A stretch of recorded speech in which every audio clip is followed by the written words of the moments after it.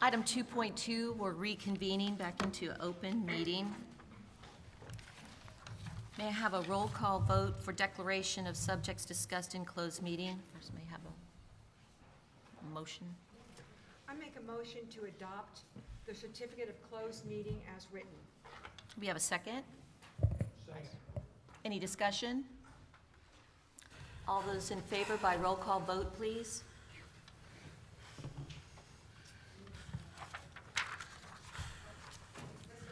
Yes. Yes. Yes. Yes. Yes. Item 2.4, approval of personnel action. May I have a motion? I make a motion to approve the personnel list as written. Do we have a second? I second it. Any discussion? All those in favor, say aye. Aye. Opposed? Motion passes. I'd like to call to order the April 15th, 2025 Matthews County School Board regular monthly meeting. Would everyone please rise and join me in the Pledge of Allegiance? I pledge allegiance To the flag of the United States of America and to the republic for which it stands, one nation, under God, indivisible, with liberty and justice for all.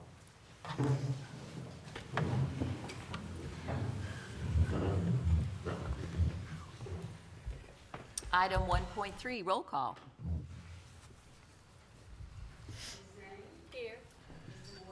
Present. Here. Here. Here. Present.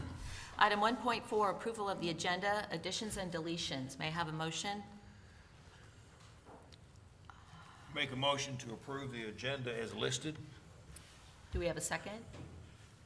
Second. Any discussion?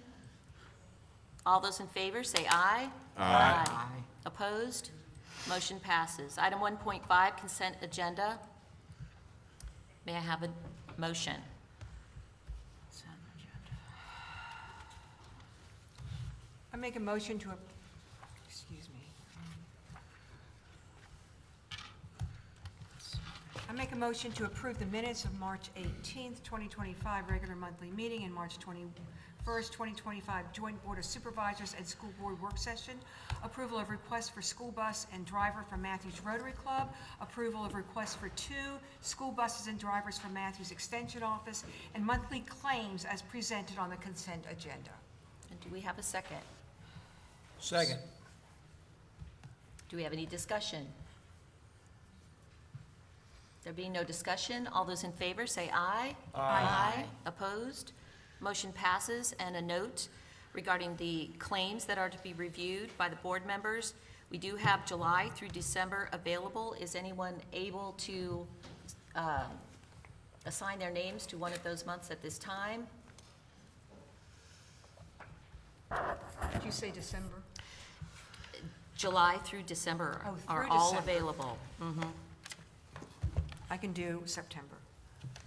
Mrs. Hodges, This on morning. September 15th.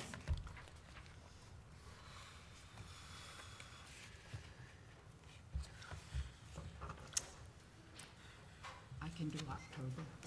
Ms. Diggs will take October 20th. I will take November 17th. I'll take December 15th. Is August still open? I believe so. All right, I'll take August. And so we're just missing July then. Okay. We'll come back to July next month. Item 1.6, Matthews County School Board Governance Norms and Protocols. Mrs. Hodges, would you go ahead and? Yes. Just for citizens that are here, we as a board have agreed to certain norms and protocols that we adhere to. And at each meeting, we read 2 of them. So I'll read the first 2 that we've agreed to. We will hear each opinion, but ultimately act as one board.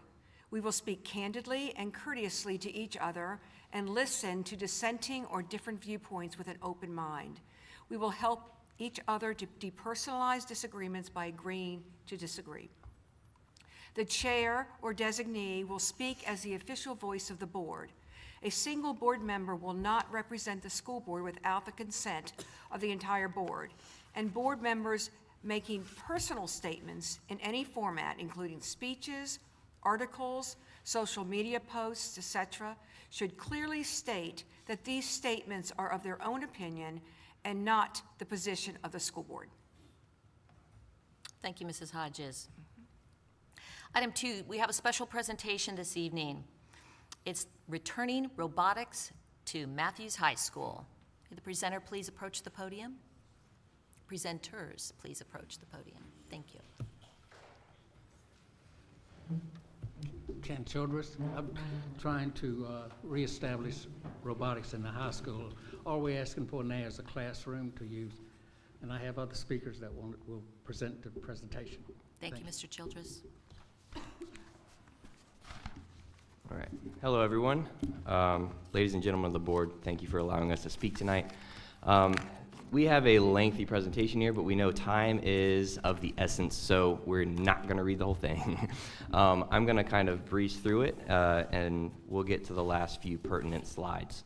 I'm Jason Williams. I teach technology and robotics, technology at Thomas Hunter and robotics for Matthews High School. Tonight, though, I am not here just as a teacher, but I am here as an advocate for the Robotics Club. Our schools are kind of in a precarious position at the moment. There's a lot happening, a lot of decisions to be made, and we understand that. But we're hoping to bring back a little bit of light if we can. You know, there's some funding issues, there's some low enrollment problems, and there's a lot of uncertainty in our public school system. But in spite of all of that, Matthews Robotics is seeking a revival from the dead, basically. Ken Childress and Brian Donnelly have been working to organize and teach local robotics classes. They have taught several classes and built and programmed dozens of robots with some of our local kids. They have offered one-day classes, multi-week courses, and additionally, Ken has volunteered in my technology and robotics classes for the past 2.5 years as a vetted volunteer with the school system. Together, Ken and Brian are working very hard to bring the Robotics Club back to Matthews High School. Now, I'm going to zip through some of these slides because we've got a lot. But is it clicking? It's not clicking. There we go. All right, so there's a lot here, but I'm going to cut to the chase. So reinstituting an official MHS Robotics Club would increase interest in other CTE courses, serve as a sports alternative for some of our non-athletic inclined students. It would align with the standards for technology literacy, encourage all 5 of Virginia's 5 C's, that includes critical thinking, collaboration, communication, creative thinking, and citizenship. In addition, it would help maybe draw some more enrollment into the school system if we have something that other kids can't get, other places locally. Encouraging the students who are enrolled in schools to participate and not those who are seeking alternative routes like homeschool or Virtual Virginia. We would be utilizing thousands of dollars of equipment that the school system already has. It is sitting in a trailer behind the high school, rotting. It is not being accessed besides the 3 of us who use it occasionally for courses or classes. It would definitely, and has already, increased parental involvement and communication in the school system. So why we need this? Why we need this. Designated space will enable protection of all of our existing equipment that many stakeholders and donations have helped to provide.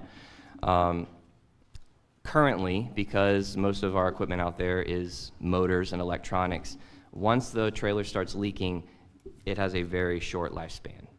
We've been fortunate that the trailer has held up for all this time, but it is a matter of time before an abandoned structure starts to degrade, without use. Again, we would engage a little more greatly with the student population.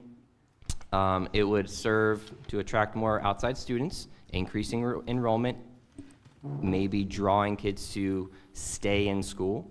And not everybody, like I said, not everybody's an athlete. So any kid, any child, any student who is interested in technology or robotics has somewhere to turn and explore that a little bit.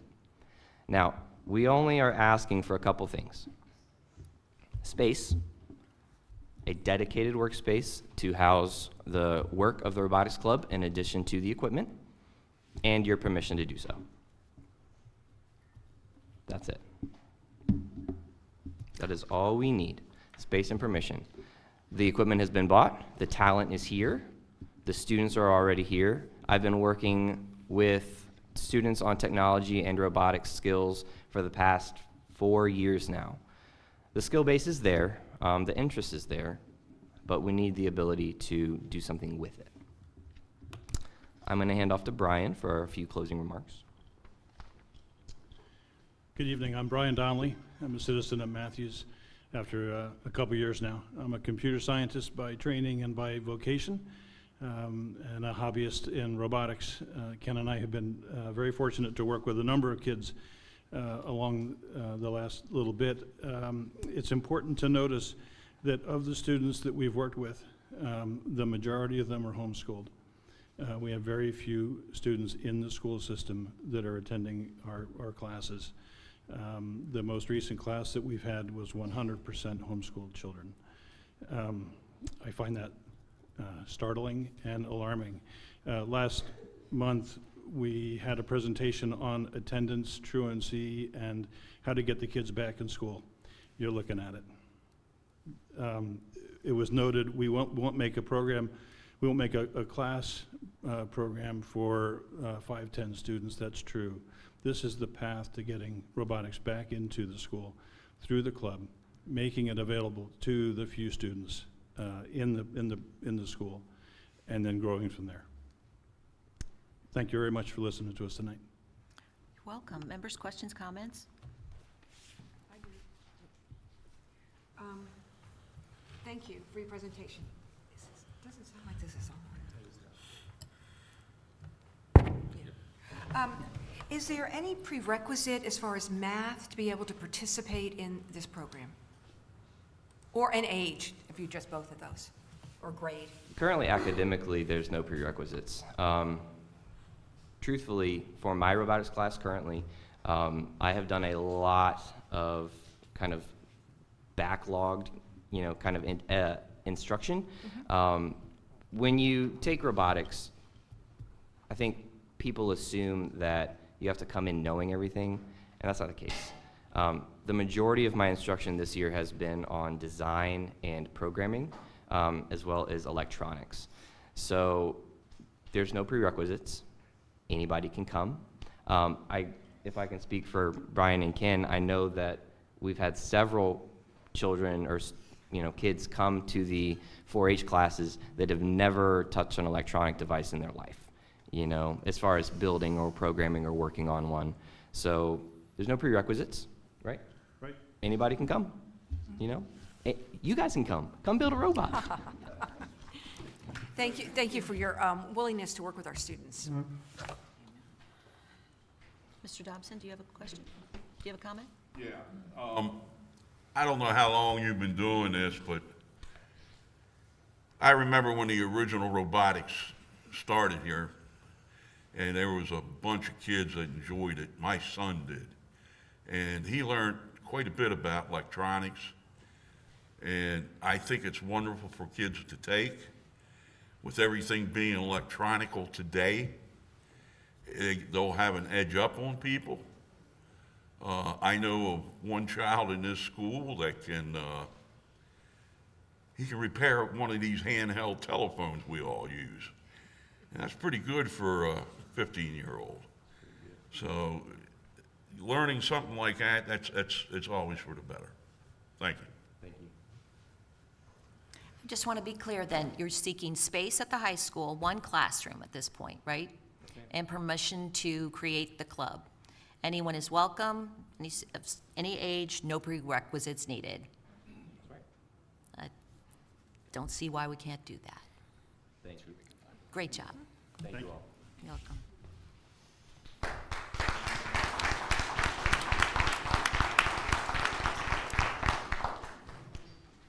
Moving on to item 3, Ms. Zhang, we are ready for your report as our school board student representative. I'm sorry, honey. Good evening. We have a few updates from Ms. Bray at the elementary school this past month. On March 27th, the Matthews Elementary School hosted Family Literacy Night, and they had a great time learning about how to support literacy at home, especially with parents and guiding them for their children. We played games, and Canto from K9 Companion was able to come as well. And we even had cookies and lemonade and door prizes, so I got the opportunity to meet Canto. He was really sweet. And I think this opportunity was a great event for students to engage and to learn about reading and spelling and stuff like that. I even forgot my long and short E's, so I had to backtrack and go back to that. On Wednesday, April 9th, we wore purple to celebrate Military Child Day. And on Thursday, April 10th, the WHRO van came to Matthews Elementary School, and they visited the pre-K, kindergarten, and first grade friends. The WHRO promotes literacy through engaging activities, interactive lessons, and free books, all while making reading fun and accessible for young learners. Our best dog, Canto, came this week again to visit some fourth grade and first grade friends. Canto loves hearing students read stories to them, and I want to thank Ms. Bray for promoting literacy as fun as it gets. Ms. Simpson would like to share some news about Thomas Center Middle School. We would like to congratulate the FCS students for competing in the state convention and doing an amazing job, and I think it was hosted in Virginia Beach, if I'm not wrong.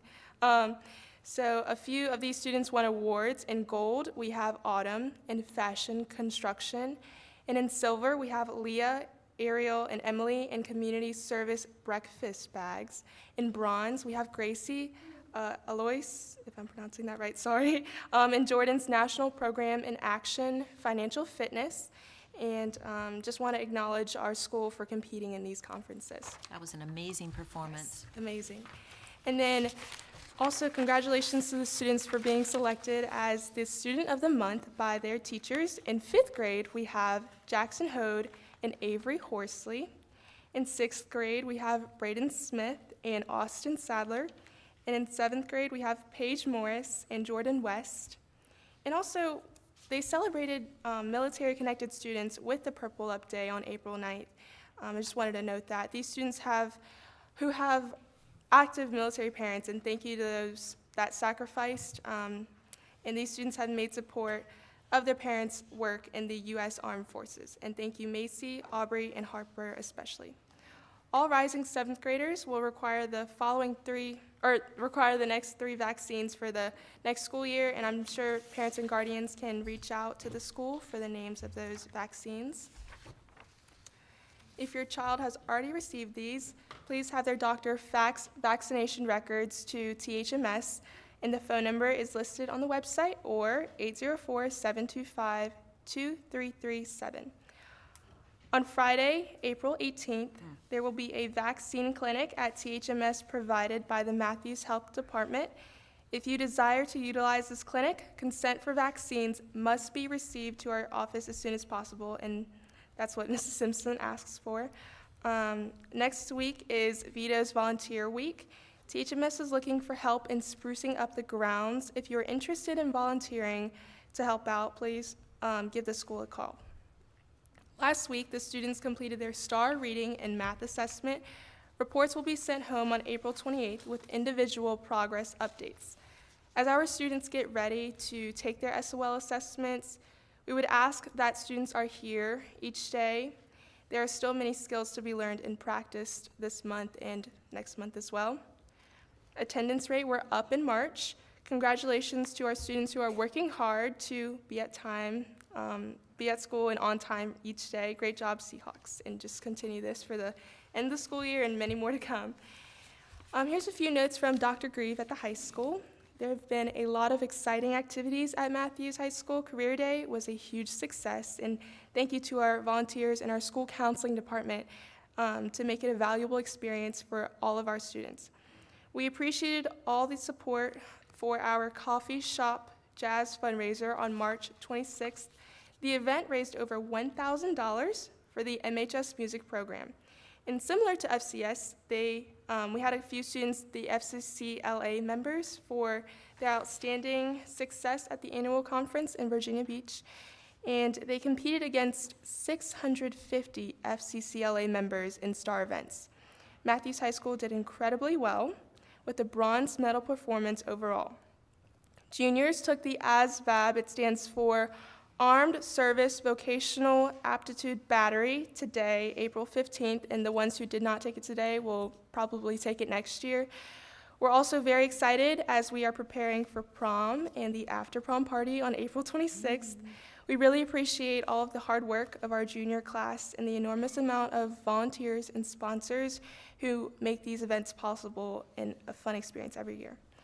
Last but not least, we are holding a fundraiser for Hands Across Matthews until April 25th, so please see Mrs. O'Neill or make a donation at any of our games at the concession stands if you all would like to help.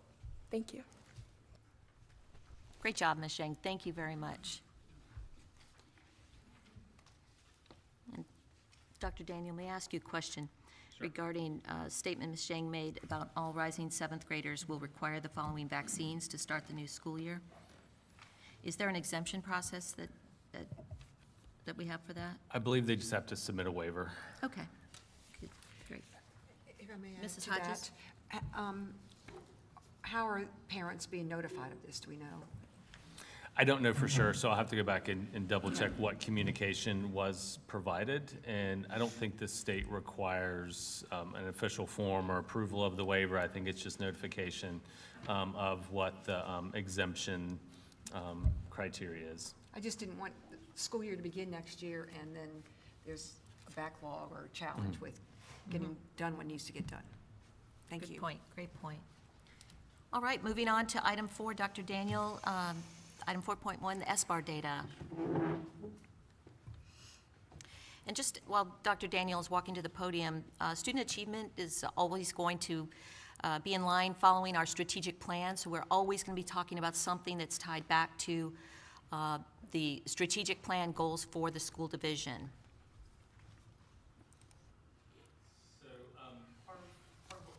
Part of what we're looking at is student discipline data today, and some of the reason for that falling under student achievement is partially due to we're kind of in an assessment, I guess, like log right now in terms of having student achievement monitoring data at our fingertips right now. So next month we'll have STAR data to look at. I don't think our VALS data will be quite ready for us to report next month. But then we'll also be able to look at our ASVAB data. So in the spirit of looking at data and kind of looking at really student health and student prosperity, if you will, we decided to take a look into what our student discipline looks like at this point. Okay, so to date, so SBAR stands for Student Behavior and Response. That's kind of how the state categorizes student discipline infractions. So when an administrator has to issue a sanction or they have a response to student behavior, there are a list of codes that we have to put into PowerSchool. Those are then reported to the state. That data is then tracked statewide. All those codes and descriptions of those codes are listed in the Division Code of Conduct. So you have a number of events and then a number of sanctions. So to date for this year, what is listed at the elementary school, middle school, and high school are in front of you. I will say that I double checked. So annually we have to submit an SBAR report to the state, and that is an end of the year, kind of late June timeline, deadline report that we send off. This year, the state requested a mid-year report. So this data is pulled from the mid-year report that we just submitted to the state. When I cross-referenced this report with what I can look into PowerSchool and see, the numbers don't quite align tightly. So I've got to go back and ask some more questions about what specific data is being pulled from PowerSchool from that state report. I'm looking at discipline incidents when I go into PowerSchool, and so those numbers don't quite align with what's here. So we've got to get some, I don't know if it's because of the mid-year report or exactly what is happening on that data. So as you can see, so an event is just an occurrence. Sanctions would be, so you could have an event and a student then not receive an in-school suspension or an out-of-school suspension or a detention or something along those lines. It may, the sanction may be just a conversation with the principal. That wouldn't register as a sanction.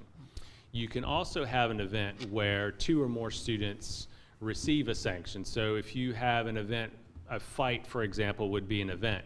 So you may have 2 students or 3 students receive a sanction from that fight or from a horseplay event in the cafeteria or in the gym. So that's why there's not always a one-to-one correspondence between events and sanctions. Okay, so that's kind of where we are to date for this school year. So looking at the previous 2 school years, so prior to, I'm trying to think of the year the SBAR, the state went to SBAR. So I think it was probably the 2021 school year was about the timeline when the state changed its discipline codes and perspectives.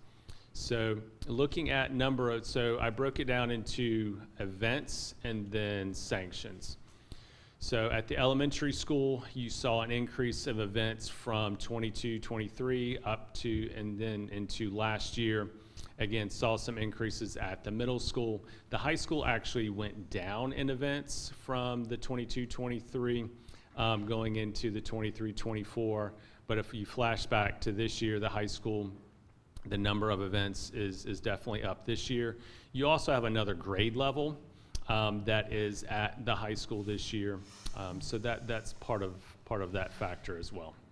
And you also have a code of conduct with kind of outlining behavioral practices and sanctions and things along those lines.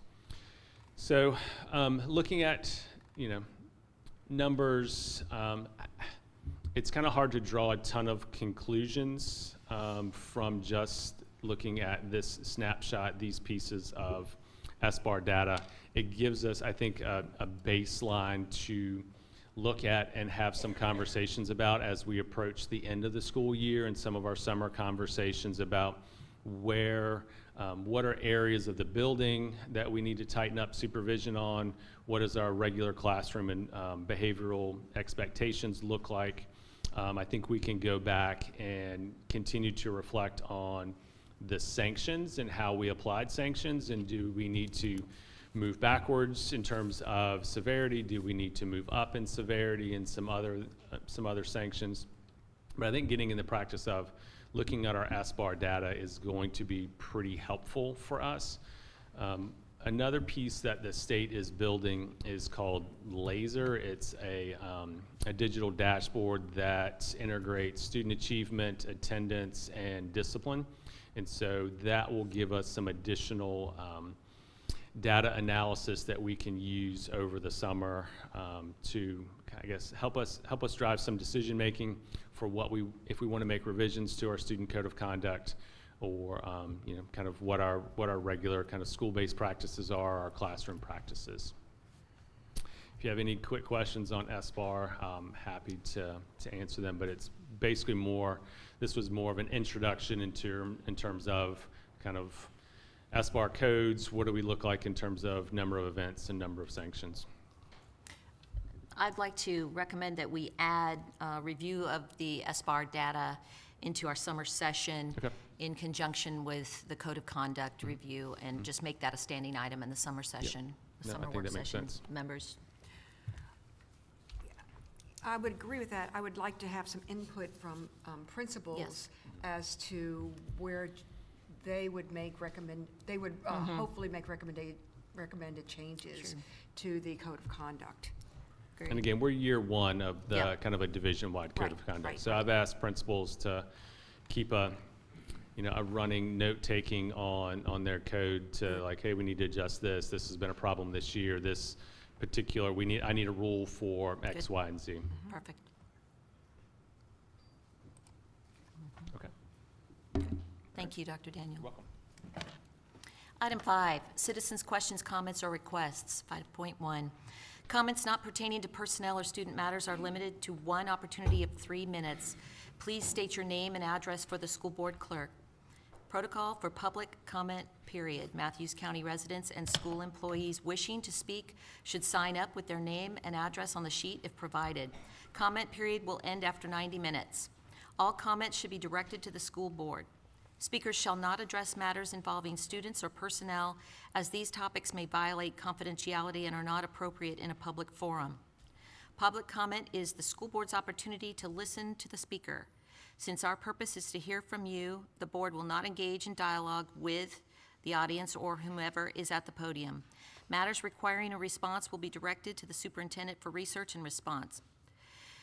The superintendent may report back on such matters at a subsequent business meeting session as appropriate. The school board carefully considers your comments when deciding on matters brought before us. We appreciate your attendance and your input, and I do appreciate such a large turnout tonight. Thank you for that. Our first speaker tonight is Ashley McBurney.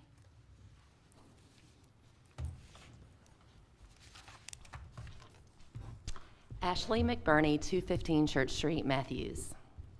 And good evening. I'm a third grade teacher next door at the elementary school. I can only imagine how stressful that it must be to have to make decisions about the budget this time of the year. I was saddened to learn on Friday that our custodians may not be given a contract for next school year. If by the staff, but also for the students in the building, and they make us feel safe each and every day. After speaking with someone that works for a neighboring division who uses an outside agency for custodial services, I learned that overall they're not happy with the services.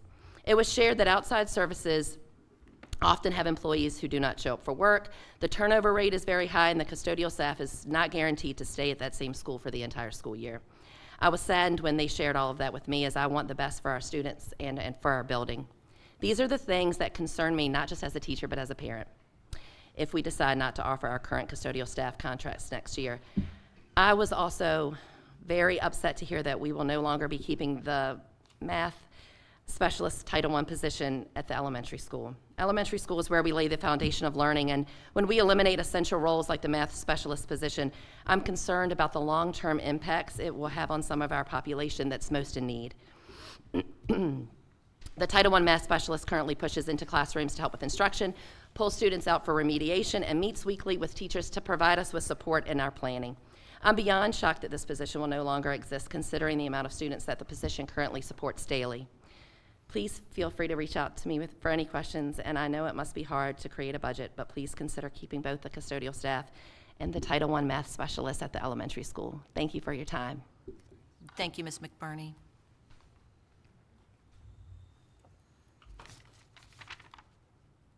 Our next speaker is Rosalie Brown.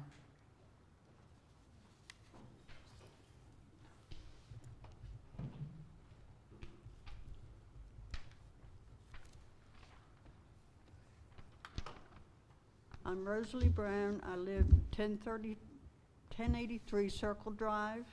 I was married to Larry Brown, who was a high school teacher here. He was the robotics coach. I know what robotics is all about. I could tell you a lot of stories about what the kids have done, how they did it, and how they enjoyed it. And much better than all of your athletics. We know we have to have athletics as well, but we need the kids to do something else as well. I would like to recommend the old auto shop classroom, I believe, is just used for storage now. As the robotics classroom, it's got plenty of room. They could move all of the equipment out of the trailer that is a death trap. You really need to get rid of it. And they could work there and be dry and comfortable working on their robots. The robot over here is the one that Larry and most of his kids worked on, were the big robots. And they went to 2 championships, 2 world championships with them. And the kids thoroughly enjoyed it. Now I know we went back to the smaller ones in 2019, I believe, because of COVID, and then COVID died. But his team in 2016 went to Illinois and came in second in the world of 43,000 kids and 46 countries represented. They came in second, and they got very little recognition from the school board at that point.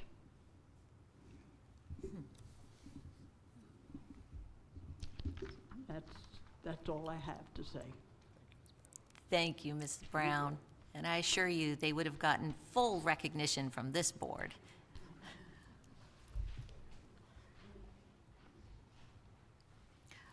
Our next speaker is Amy Bohannon-Stewart.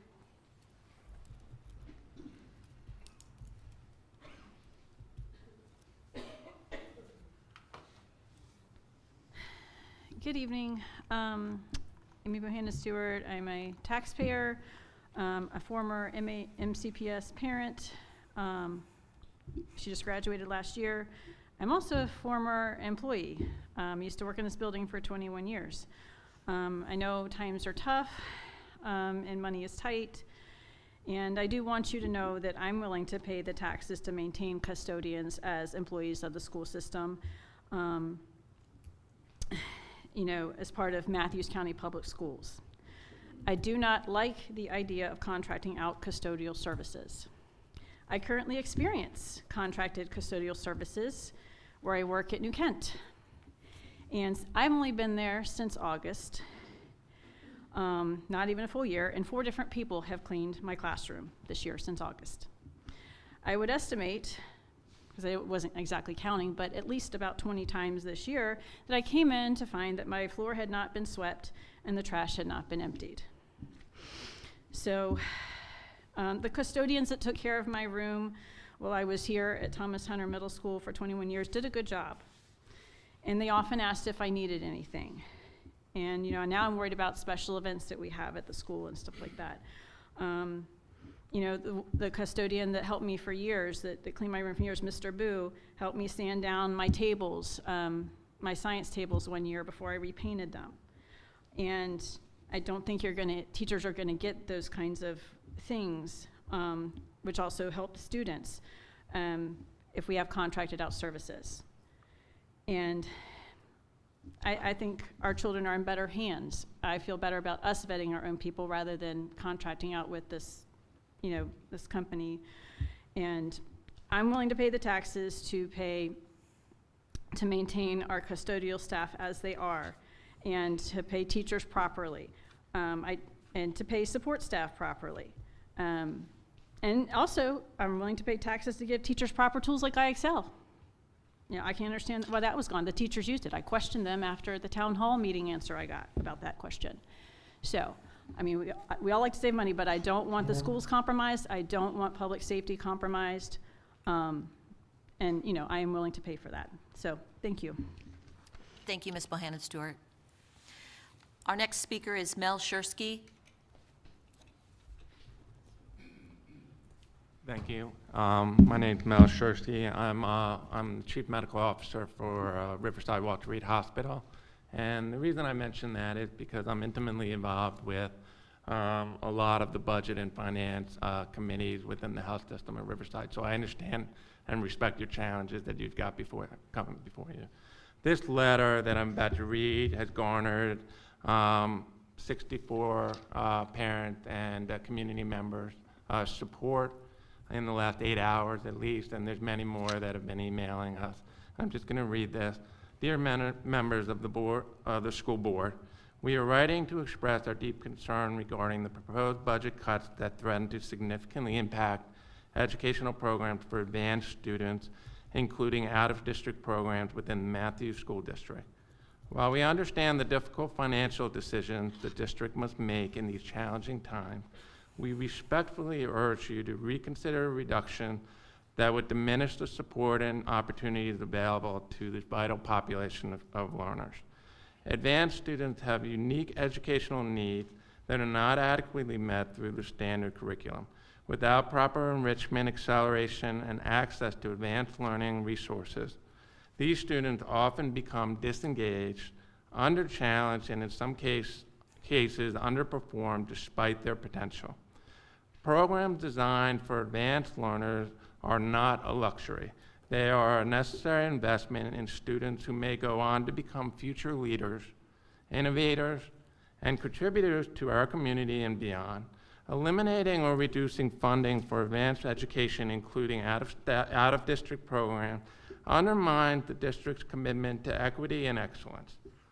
All students deserve to be challenged and supported in their academic journey, including those who learn and process information at an accelerated pace. In fact, research consistently shows that when advanced learners are not properly served, the entire classroom can be affected through behavioral challenges and lack of overall engagement. Furthermore, eliminating these programs not only threatens to drive away families seeking challenging educational opportunities, but it will also lead to a drop in enrollment. This decline could result in reduced government funding, setting off a downward spiral that negatively impacts the entire school system.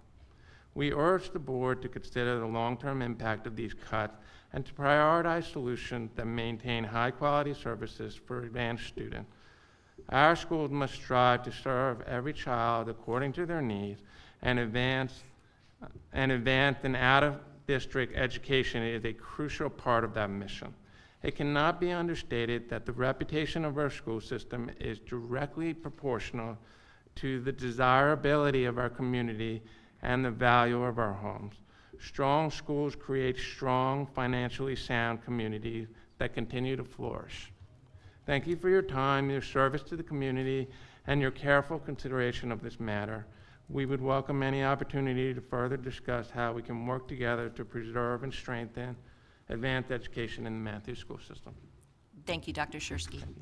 I have a copy of the letter.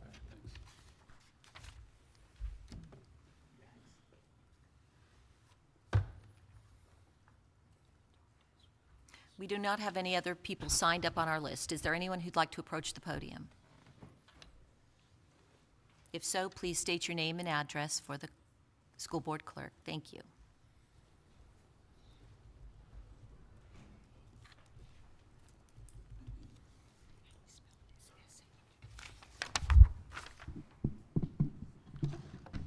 Richard Hicks, North Virginia.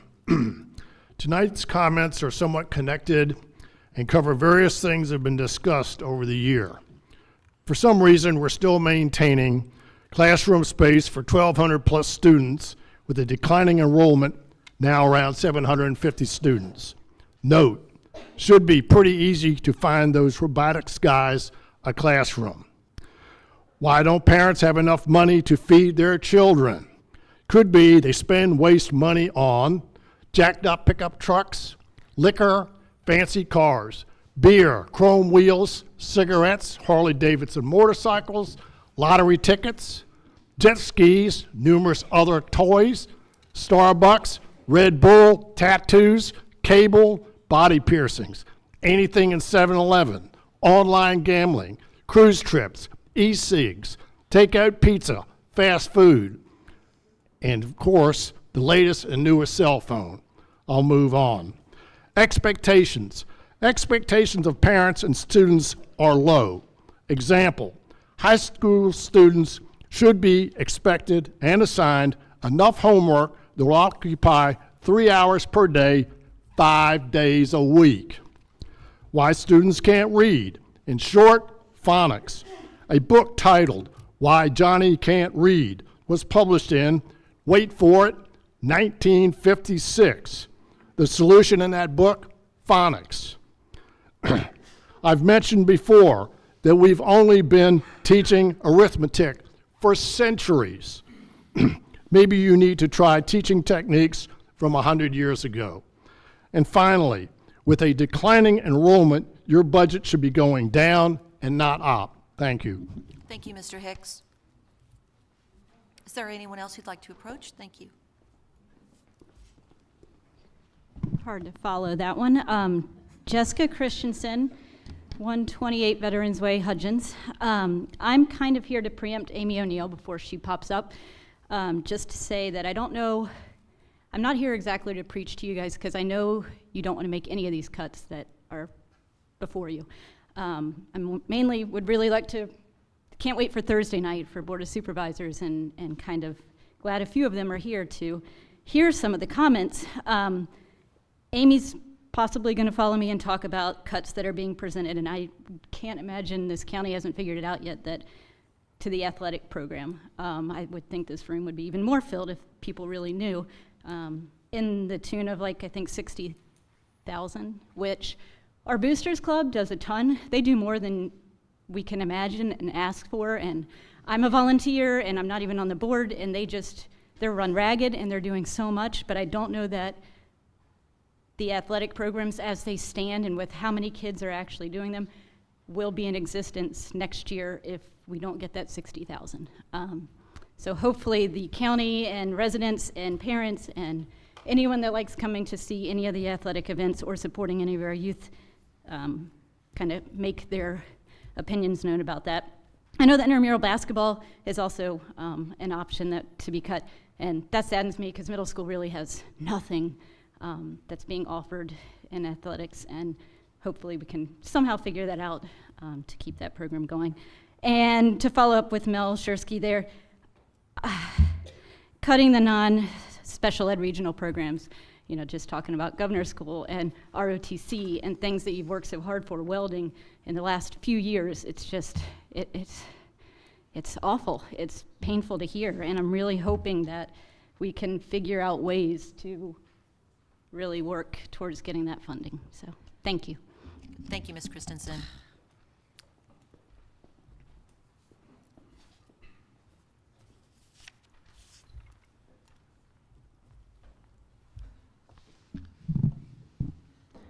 Donna Machen, excuse me, 278 Marina Road, Foster, Virginia.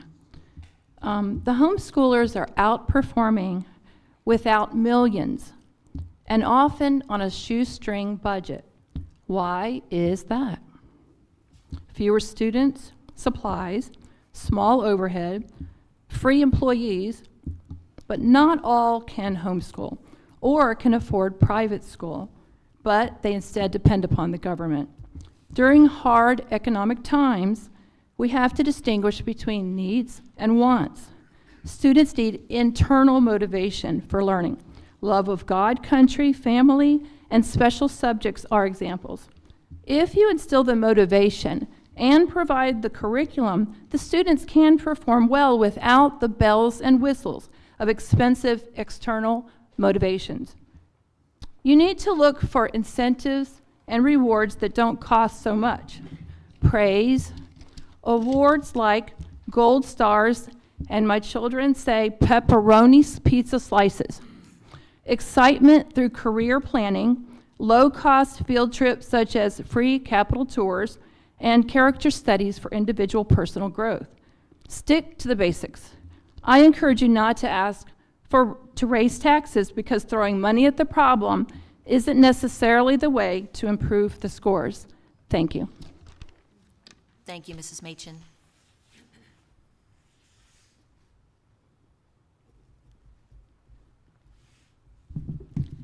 Hi, my name is Amy O'Neill. I'm the athletic director for Matthews High School. I didn't plan on speaking tonight, but I feel like I'm compelled to do that. I might get emotional because when I do something, I put my whole heart into it. And I love this community, and I love our kids, and I want to do my very best for them. When I was hired here, when I first found out, when I came to Matthews, I realized there was a lot of changes that needed to be made. We lacked school spirit. Our programs were suffering. The kids did not feel supported. And that's no offense to anyone before me, and I don't mean that. There was no sense of pride at the school. In fact, I talked over and over to groups of students to understand what the pride of the M on the floor meant. It meant blood, sweat, and tears. It's not just, athletics is not just sports. It's character building. It's life lessons. I've learned in my life, I had a really good upbringing, I had great family, great parents. But I'm telling you, I learned probably a lot, or just as much, by being an athlete, with athletics, on teams, with coaches who cared about me, who wanted me to succeed, who supported me, who helped me build my character.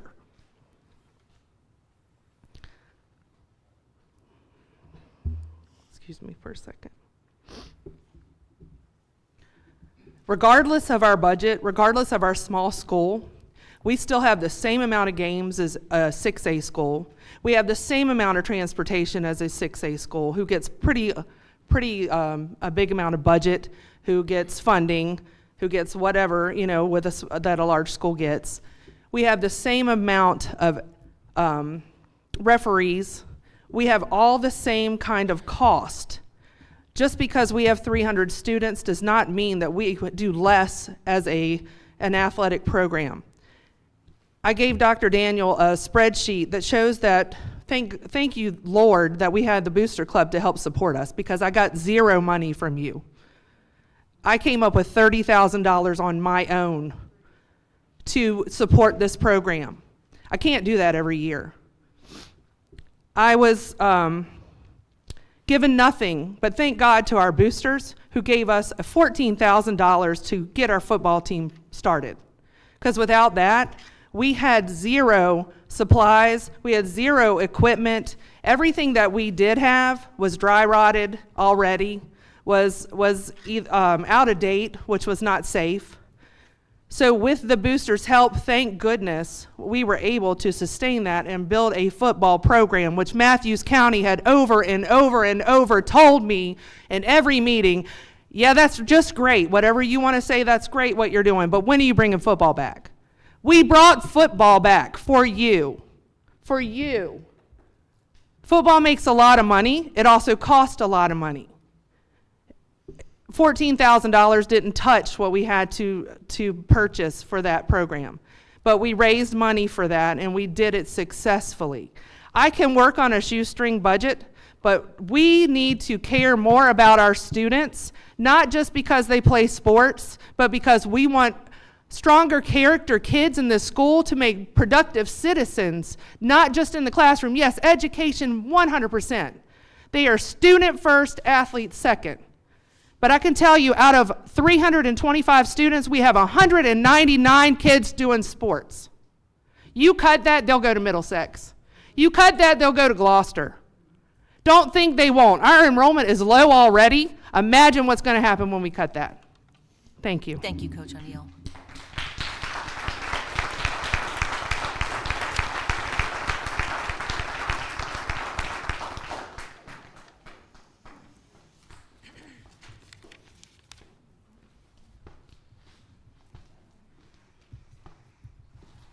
Michelle Williams, 3171 East River Road, North Virginia. I would like to piggyback on what Ms. O'Neill just said. Last week I spoke at the Board of Supervisors work session, and I made very similar comments because just like Ms. O'Neill, Family and Consumer Science was gone for 15 years. That position was lost due to attrition. 15 years our students in Matthews County lacked those living skills at the middle school level because of a budget cut. I'm one of the few teachers still left here at Thomas Hunter Middle School that went through that last round of rifts that cost us 10 years of raises It cost us, I believe, if I'm speaking right, 18 faculty members. We did manage to hang on to our custodial staff, though. It frightens me that I have one grandchild in the system and one coming into this system, that Matthews County Public Schools, if we continue to cut funding from all of our programs, not even thinking about academics, letting that go to the side, even though, yes, some people don't get those fun things. If we continue to cut, and I know what you are faced with, and I do apologize that it's coming towards you, but if we continue to cut the public school system, we might as well just close the doors, padlock them, and let's all move to Gloucester or Middlesex or West Point. Because evidently, Gloucester, Middlesex, and West Point seem to care about their children and their communities a little bit more than Matthews does. I do understand financial constraints, but I live here in Matthews. I just built a new home. My taxes tripled from my old home to my new. I pull a paycheck from Matthews County Public Schools that I will lose more money out of my paycheck for increased taxes.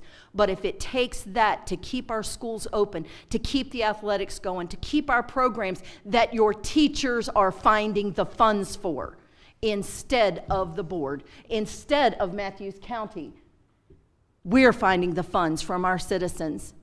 That should not be.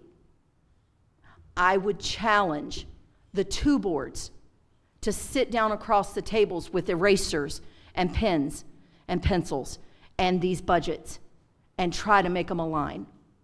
You know, if I have a budget in my household and it's not working, I have to find somewhere to cut. But I'm not going to cut my medical care, I'm not going to cut my spouse, and I'm not going to cut my children out of it. Thank you. Thank you, Mrs. Williams.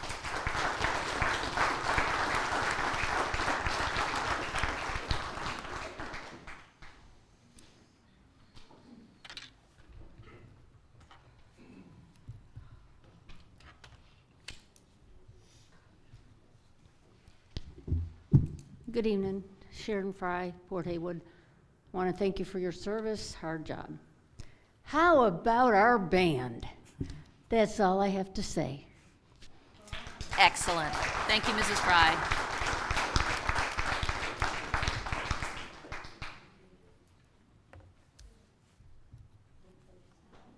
Do we have anyone else who'd like to approach the podium? Right. There being none, thank you for your comments, everyone. We'll move on to item 6, Superintendent's Informational Reports, with item 6.1 being our attendance data update. Tardies? No. No. That is later in the meeting. The opportunity for that is later in the meeting, Mr. Dobson.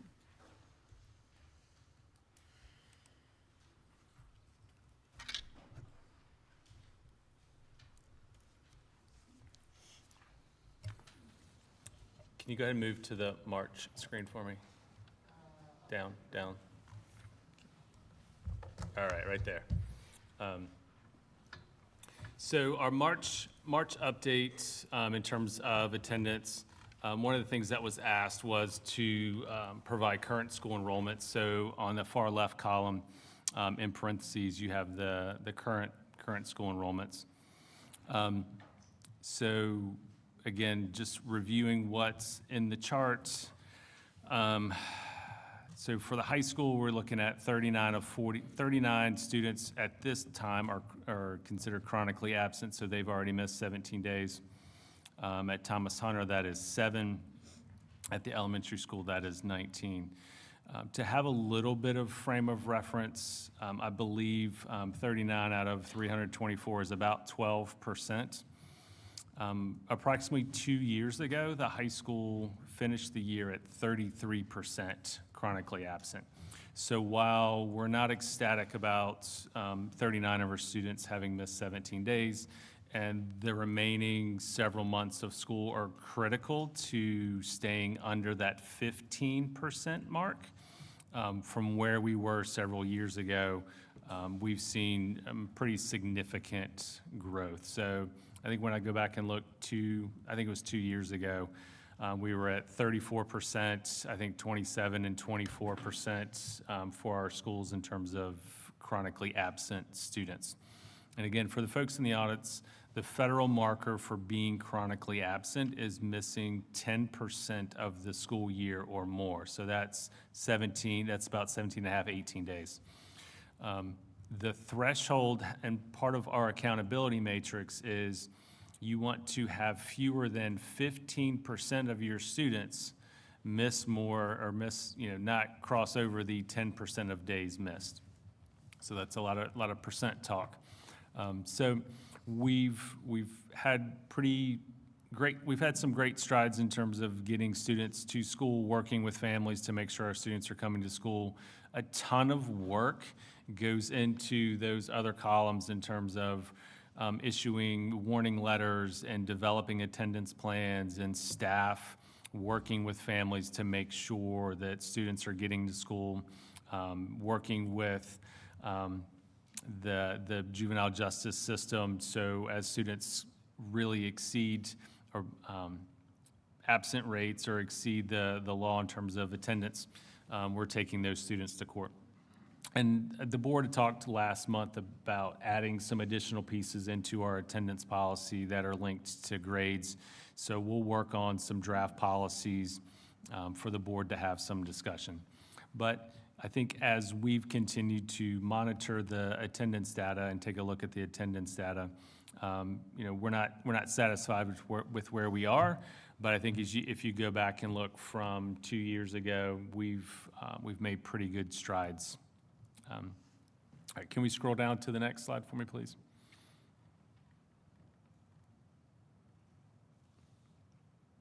All right, so last month, the board, there was some discussion about tardies. So I asked our school social worker to pull some data for us related to tardies. Tracking tardies at the high school gets pretty complicated because are you tracking just tardy to that first period, or are you tracking tardies to every block during the day? So I asked her to just look at tardies to school, kind of that morning, that first bell. So what she was able to pull together is the average daily tardies to school during those months. And as you might guess, over the course of the year, tardies to school tend to increase.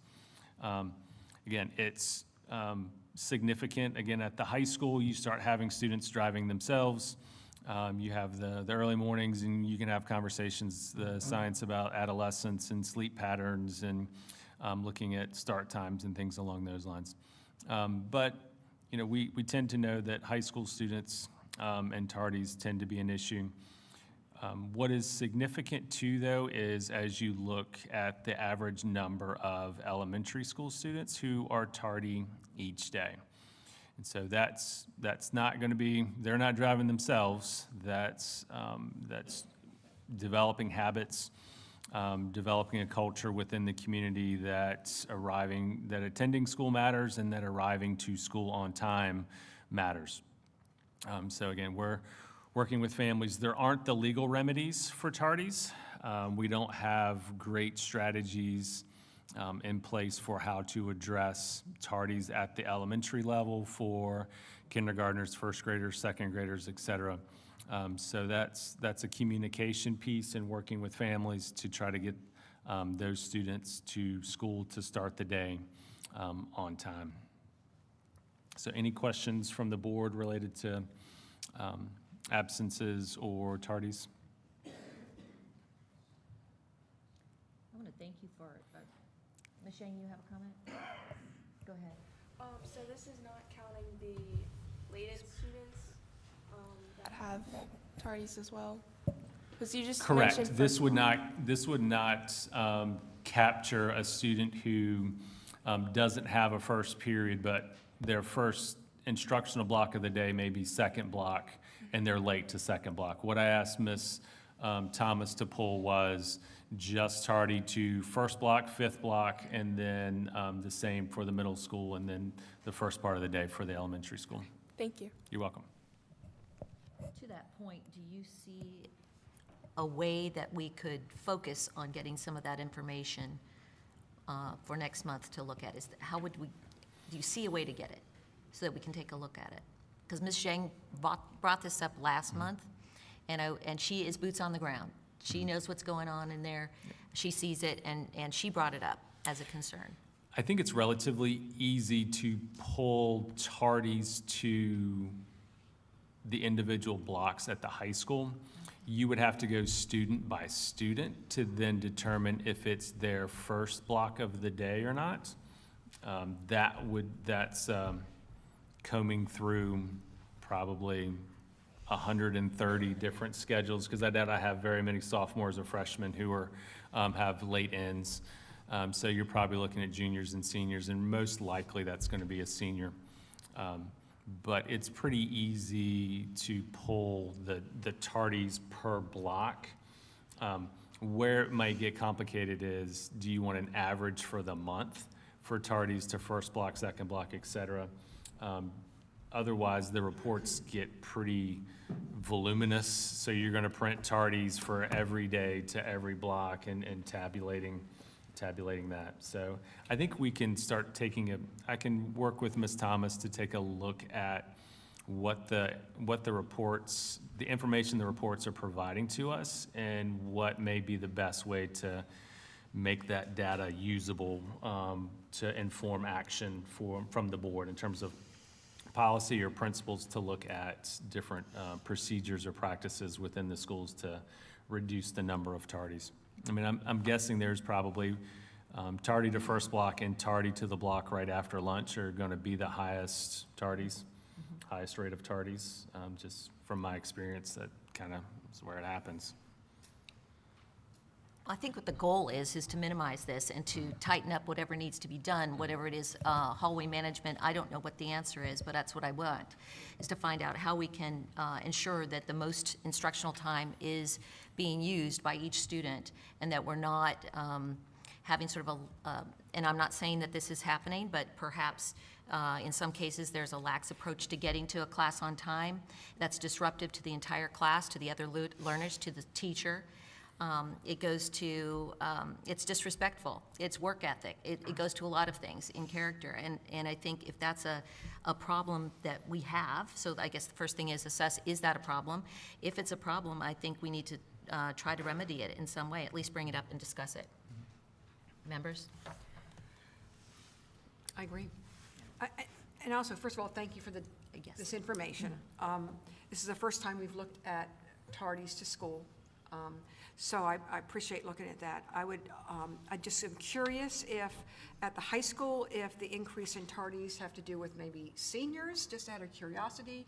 I don't know if we can get that, and then that would make me feel a little better that the other students are coming to school on time. Not that I'm making excuses, but I would at least feel like we could target that grade. So I'd like to have feedback from the principals as to what ideas they have about addressing, especially at the high school, addressing this problem.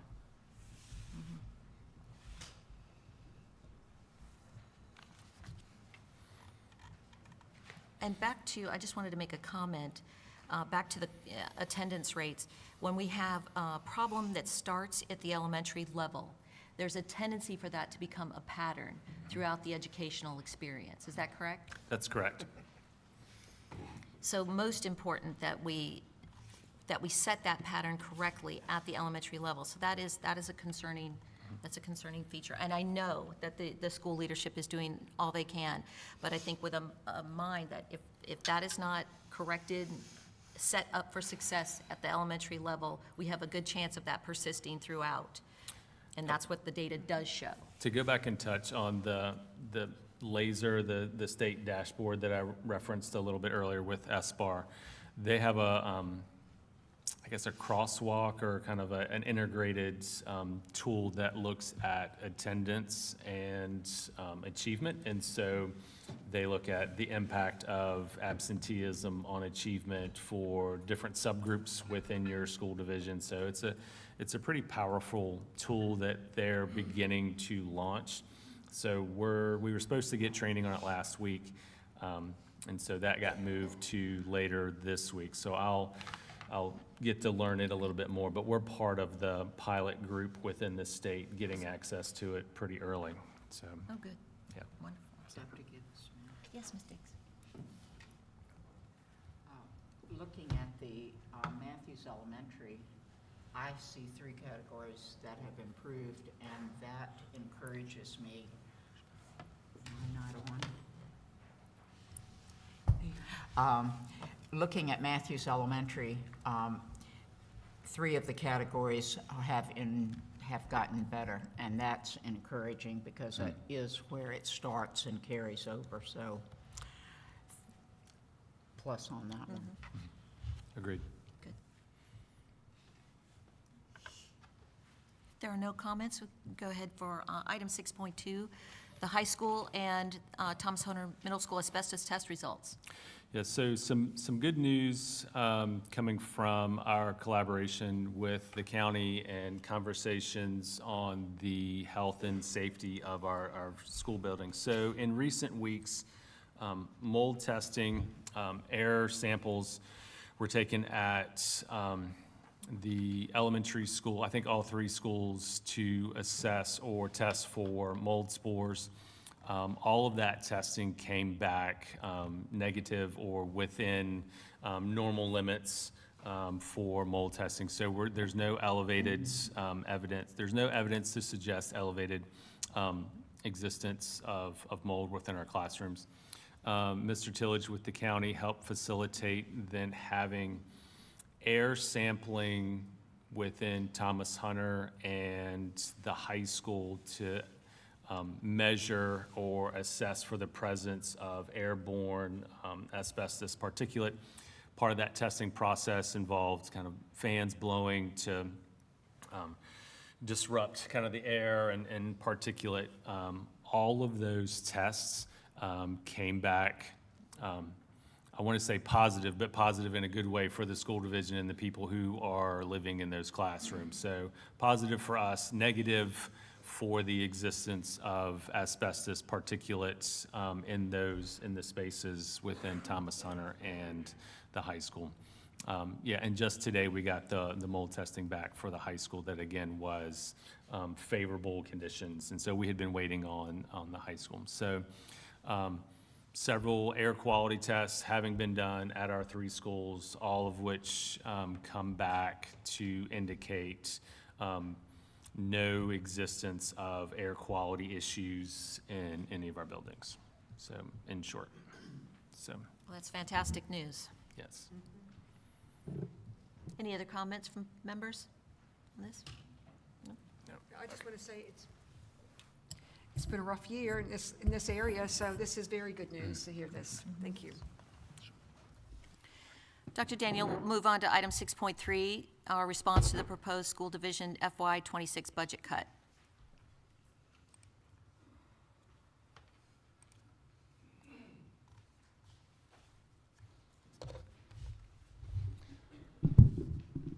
Okay, so I'll start with, we're all in a very difficult situation with a shortfall in funding both for the county and the school division.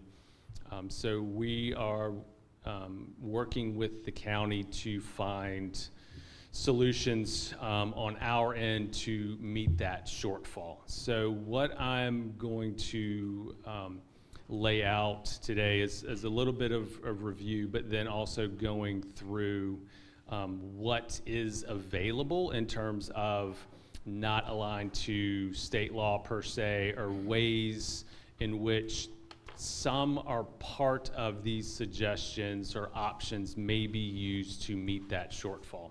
So it's not necessarily that everything I talk about tonight is going to be cut to meet that shortfall. We are going to look at, we are going to attempt to meet the requirements and cut with, I guess, like a razor blade as opposed to a butcher knife and hacking off things. So with that being said, we'll kind of highlight where we were in terms, or what was proposed in terms of funding sources. So this slide is a repeat from our budget process, budget approval, kind of highlights what the funding sources are. Kind of a review of our expenditure budget. That's all. This is now available in board docs, so that's a lot of numbers for me to like kind of go over one by one. And I don't think that folks are particularly interested in that. So what the school board requested, basically, the easiest way to talk about it is in new money. So we requested, because there's a maintenance merger as part of this that kind of makes FY26 not necessarily aligned tightly with FY25. So while our overall request isn't significantly higher than FY25 in terms of the absolute number, in new money, we did request about $1.13 million. So where that amount of money came from was looking at a 5% pay increase for all staff, the school division absorbing all of the increased costs for health insurance, and also adding 3 new positions to our staff. Okay, so that was, if we don't absorb any positions, it's 5% across the board for all those positions, absorbing all the health insurance increases, and then adding 3 positions to our budget. Those things alone come to about $1.13 million in new money being requested by the school board. So an easy way to meet the budget request would be pass on, like, no pay raise, pass on all the health insurance costs to employees, and don't hire these 3 positions. That's not what our approach is going to be, okay? I'm not. So that's not what we are looking at doing. That's not a proposed solution. Again, a review slide from things we've talked about in the past. So what our people costs are currently in FY25. So of our approximately $18 million budget, $13.4 million is wrapped up in people, that's salary and benefits. So that's just under 76% of our total budget is people for FY25. Just looking at the benefits, so that's retirement benefits and health insurance, that's about $3.6 million. So of that 13.4, 3.6, 3.7 is just benefits. Just as a review, again, I've showed this a couple times, but where we are in terms of salary comparison with some of the school divisions within our competitive region. And I use competitive because typically what we end up having to do is competing for the same teachers or competing for existing teachers and trying to incentivize teachers from other divisions to come work for Matthews. And in comparison, we're also trying to defend other school divisions from taking our talented staff members and going to work in those school divisions. So as we look at salary, we made great gains last year in helping our staff compensation be competitive with our region. I argue that the experience in teaching in Matthews is extremely positive and better than the experience in working in some of our neighboring school divisions. So that in and of itself, that quality of life from about 7:30 to 3:30 is much better when you're spending it in a Matthews school. Again, so insurance cost comparison. So in many cases, depending on what insurance plan, and this is just looking at our lowest cost offering for health insurance versus our highest cost and versus high deductible health plan. So we're able to offer a Centera and 2 different Anthem plans.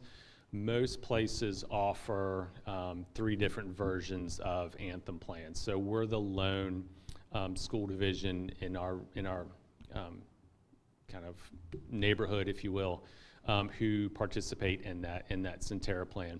And historically, that has been a very cost-effective plan for us to offer our employees. And it's also, in terms of benefits and coverage, is pretty robust and pretty helpful for our employees, and their families. However, they went up significantly. All right, so in terms of looking at options, so what we've budgeted for is if we do the 5% pay raise across the board, that is $565,980, give or take some quarters and nickels and dollars and things, and depending on who comes back and what positions we fill. So we can look at offering no pay raise. We can look at offering all of that pay raise. We can try to, one of the things we've been looking at is balancing. If we offer some amount of pay raise to equate, if we have to move some of the health insurance costs over to employees, balancing the pay raise to negate the increase in health insurance. So in effect, being a net gain of zero for our employees. But the other thing we're looking at is, and I don't know if I mentioned this already, but do we look at different salary scales within our pay scale and provide pay increases at different rates for different salary scales? So we're exploring that. Historically, Matthews has not done that. It has been sort of, if this is the pay increase for one, this is the pay increase for all. However, we're in unique times, and we're looking at different ways to kind of cross a funding gap. So those are the things we're kind of looking at numbers to try to figure out what that would be. So health insurance, either we absorb it all, and that's $366,200 that we take on as a school division, that we would need to find cuts for in other places, or we look at moving some of those costs on to employees. Right now, the Centera rate went much higher. That was about a 22%, 21 and some change percent increase to our Centera rate. Anthem did not go up as much. Anthem currently costs more than Centera. However, there's, I think, Anthem typically is more widely accepted in the area, though I think a lot of our employees are able to find coverage, find medical care with Centera relatively easily. So we're looking at eliminating extra period compensation. So one of the things that happened at the high school this year was when we moved 8th grade to the high school relatively late in the year, to get the master schedule to work, many of our teachers at the high school are teaching extra periods. Basically, they gave up a planning period in order to teach an additional class to make the master schedule work.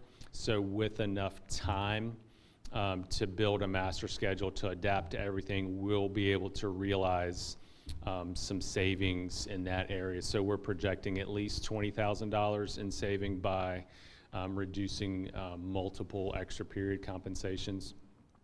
We can look at reducing some staff contract lengths. So we can look at some of our 11-month people, moving them to 10 months contracts, looking at our 12-month, some of our 12-month contracts, and moving those to 11-month contracts. But everything on this slide has to do with employee compensation. And so in some way, there's an impact to what employee benefits employees will be taking home. Okay, so the impact if all health insurance gets passed to employees.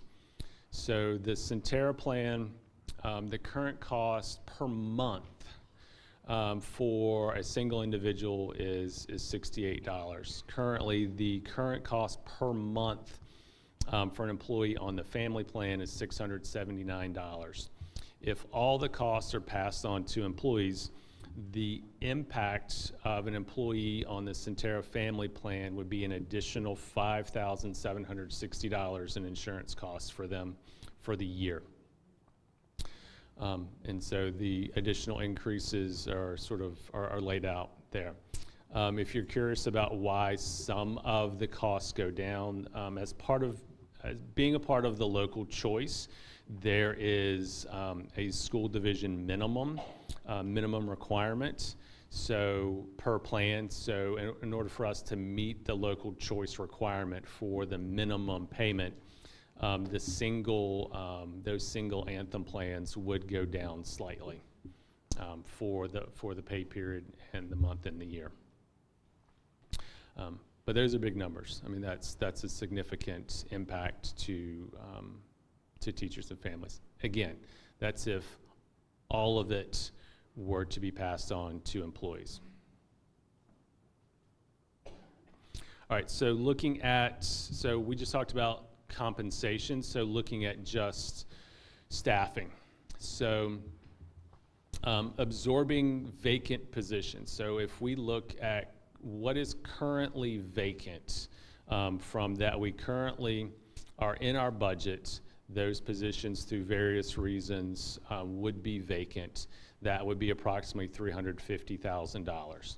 So that would entail 3 teaching FTEs, full-time equivalents, so 3 teaching positions, the math specialist position at the elementary school, and 2 teacher assistant positions that are currently vacant, that are in the budget but that are currently vacant.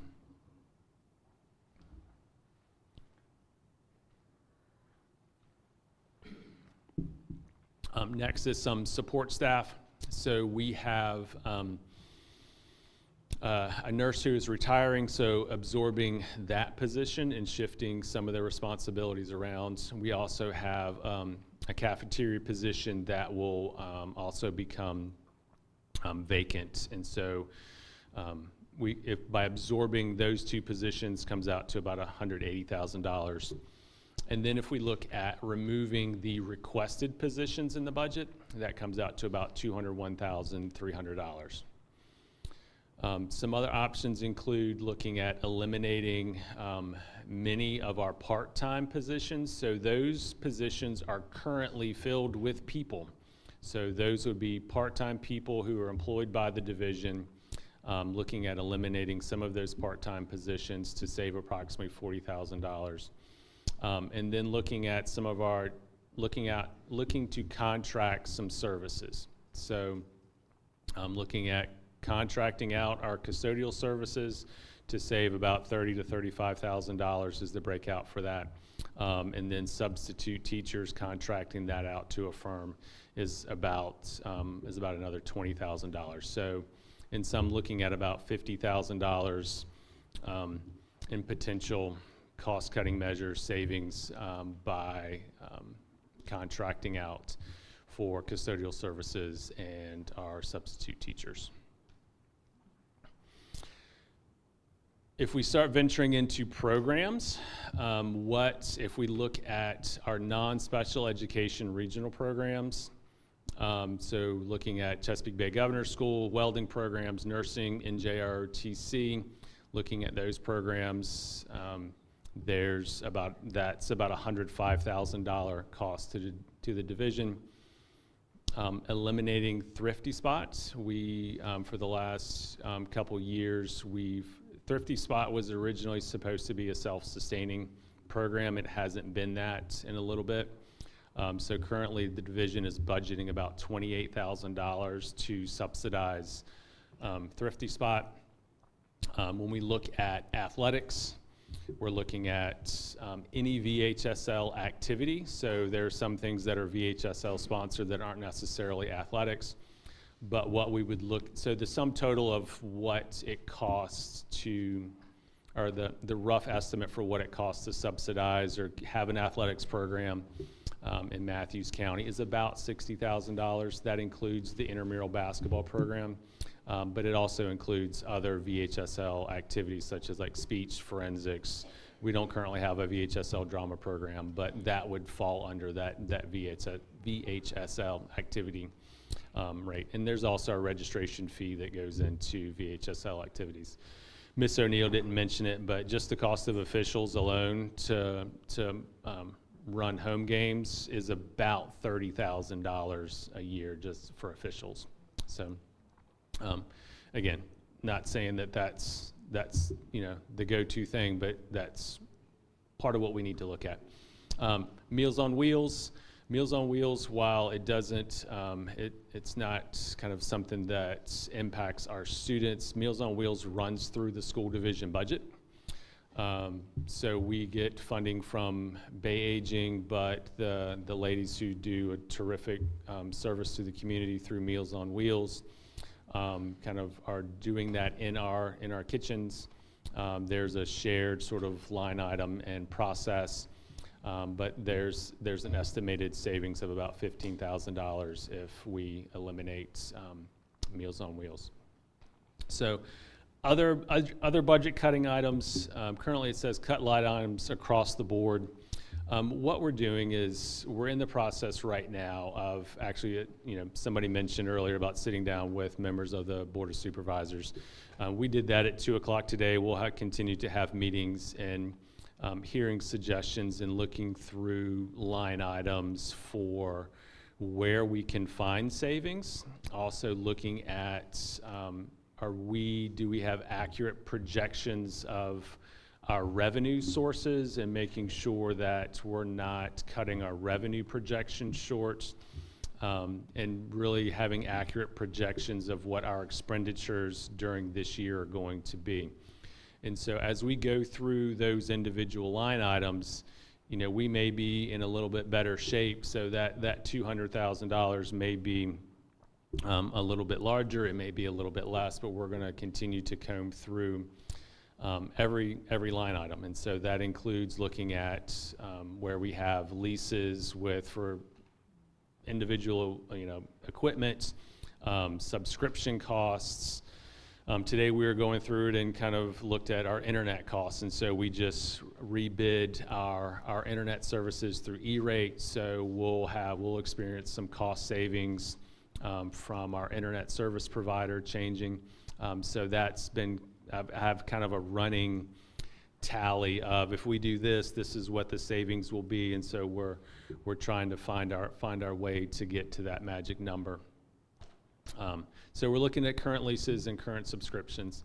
And the last thing on that list is beginning planning for a 2-school division. So setting the goal for fall of 2026, operating the school division as 2 schools, a K-7 school and an 8-12 school, and spending the next school year working through the day-to-day minutia details of what that looks like.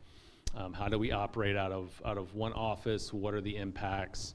We've over the last, at least since I've been here, so this is my second budget cycle. I mean, we've continued to, and even before I got here, have been working towards that move, kind of position by position. So this year we're operating with 1 librarian. We're operating with 1 registrar on this campus. We've attempted 1 principal to various success. So we'll need to, when we get to the opening of 2026 and operating out of 1 office, that potential is maybe around just over $200,000 in terms of potential savings. But again, we're always going to look to absorb positions rather than have to RIF folks. So the current focus for budget cuts, again, we talk about it. We have a segment in every board meeting talking about and prioritizing student achievement. It was our priority when establishing our strategic plan. So I think as we kind of comb through and look at how do we shave expenses from our budget, can we do it in a way that does not impact student achievement? I would add to that, the second piece is preventing dramatic impacts to our climate and culture. So climate and culture is going to be a driving factor for enrollment, and not just defending or preventing a declining enrollment, but looking for ways to, again, increase our enrollment. And then I think we've got to really spend the next several months with a commitment to what does a two-school division look like? How does this campus operate? What, in terms of layout of the building, student movement throughout the building, what does that look like and how does that operate? And how do we adjust staff responsibilities when that happens? So the goal is going to be, we're going to continue to absorb vacant positions where possible. Significant is to lessen the impact of the increased health insurance costs. So whether that's, how does that balance in terms of pay raises and being able to absorb the health insurance costs, and then looking at what programs, are there programs or subscriptions, other things that we can eliminate without impacting enrollment and without impacting student achievement. Okay. Questions from board members? Are you ready for questions? No questions? Mrs. Hodges. Do we want to comment now? Yes. So would you like the 5? I think we need to do the comment. Okay, I wasn't sure. Okay, thank you. Sorry about that. Sorry for that. We will proceed with comments from the board and questions to Dr. Daniel. Thank you for Sure. your presentation. You're welcome. Members.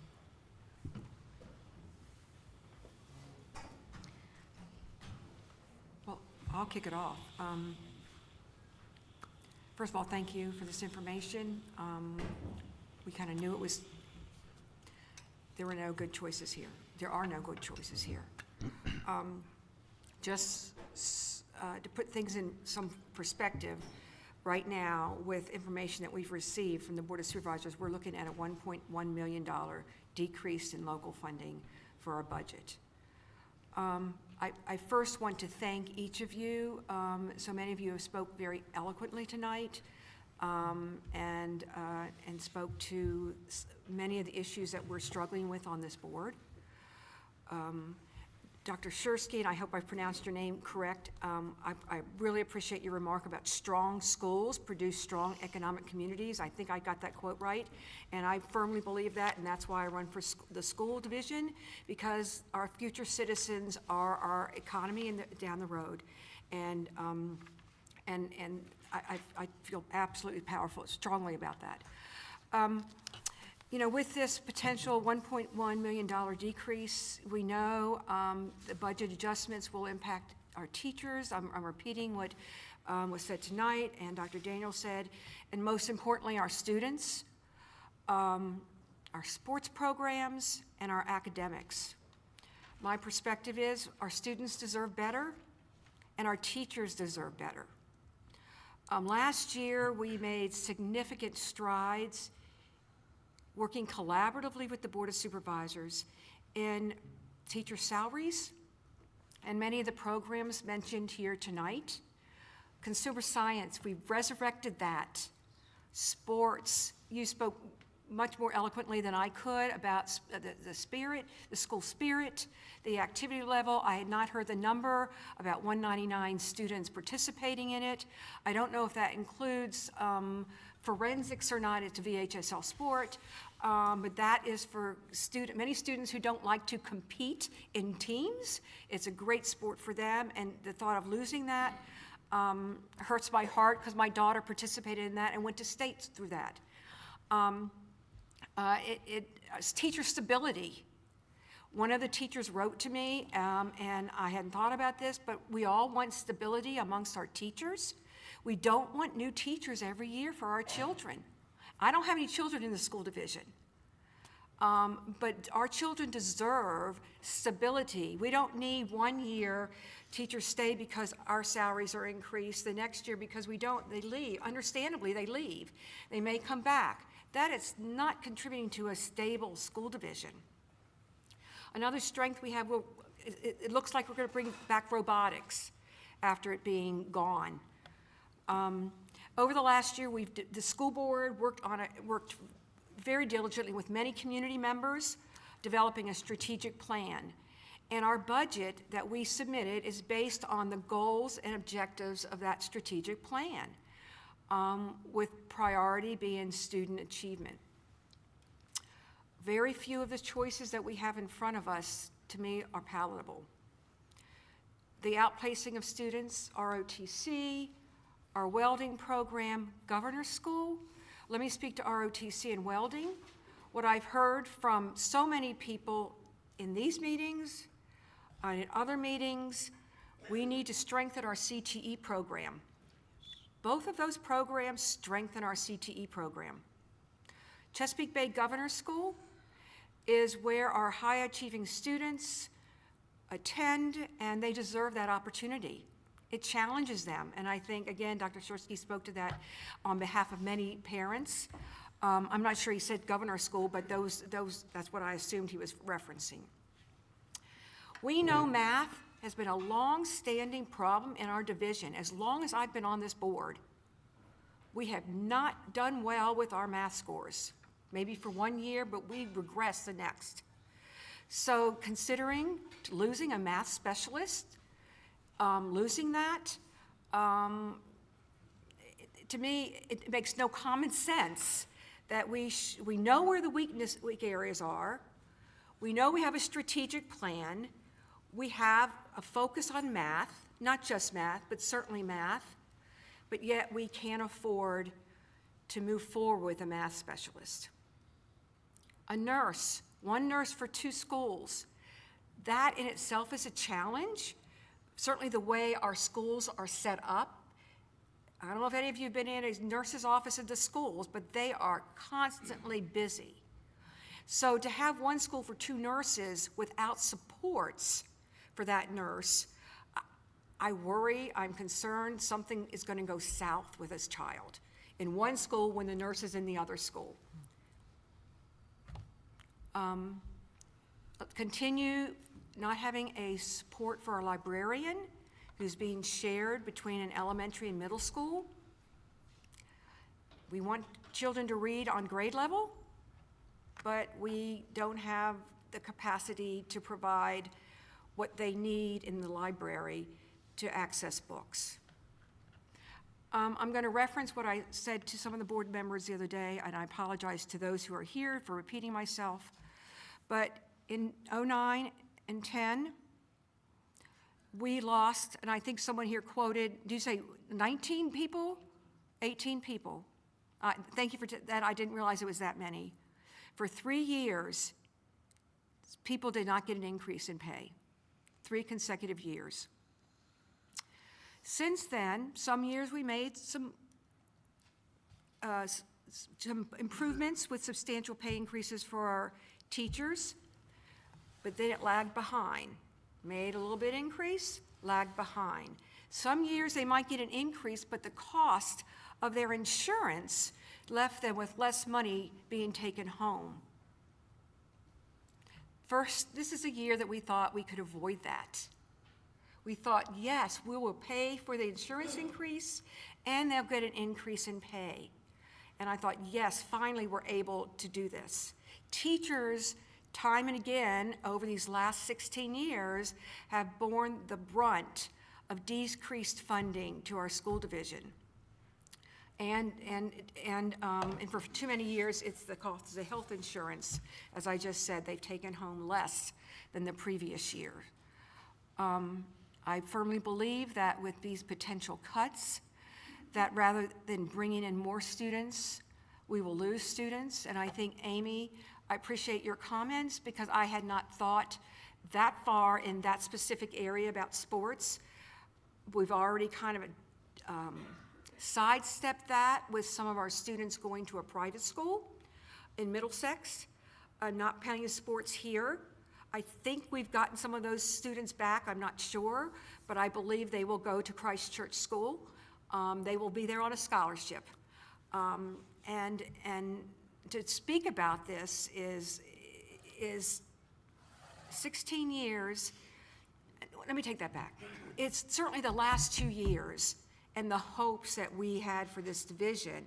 It's just taking an axe to our academics and acts to our sports. And, I don't want to see any of it, but certainly we're going to have to make some very difficult decisions as a board moving forward. Thank you for the time. Thank you, Mrs. Hodges. Ms. Diggs?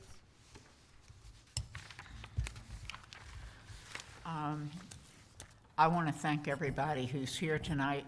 I know you're all here because you love Matthews and you love the schools and you're trying to do the best you can.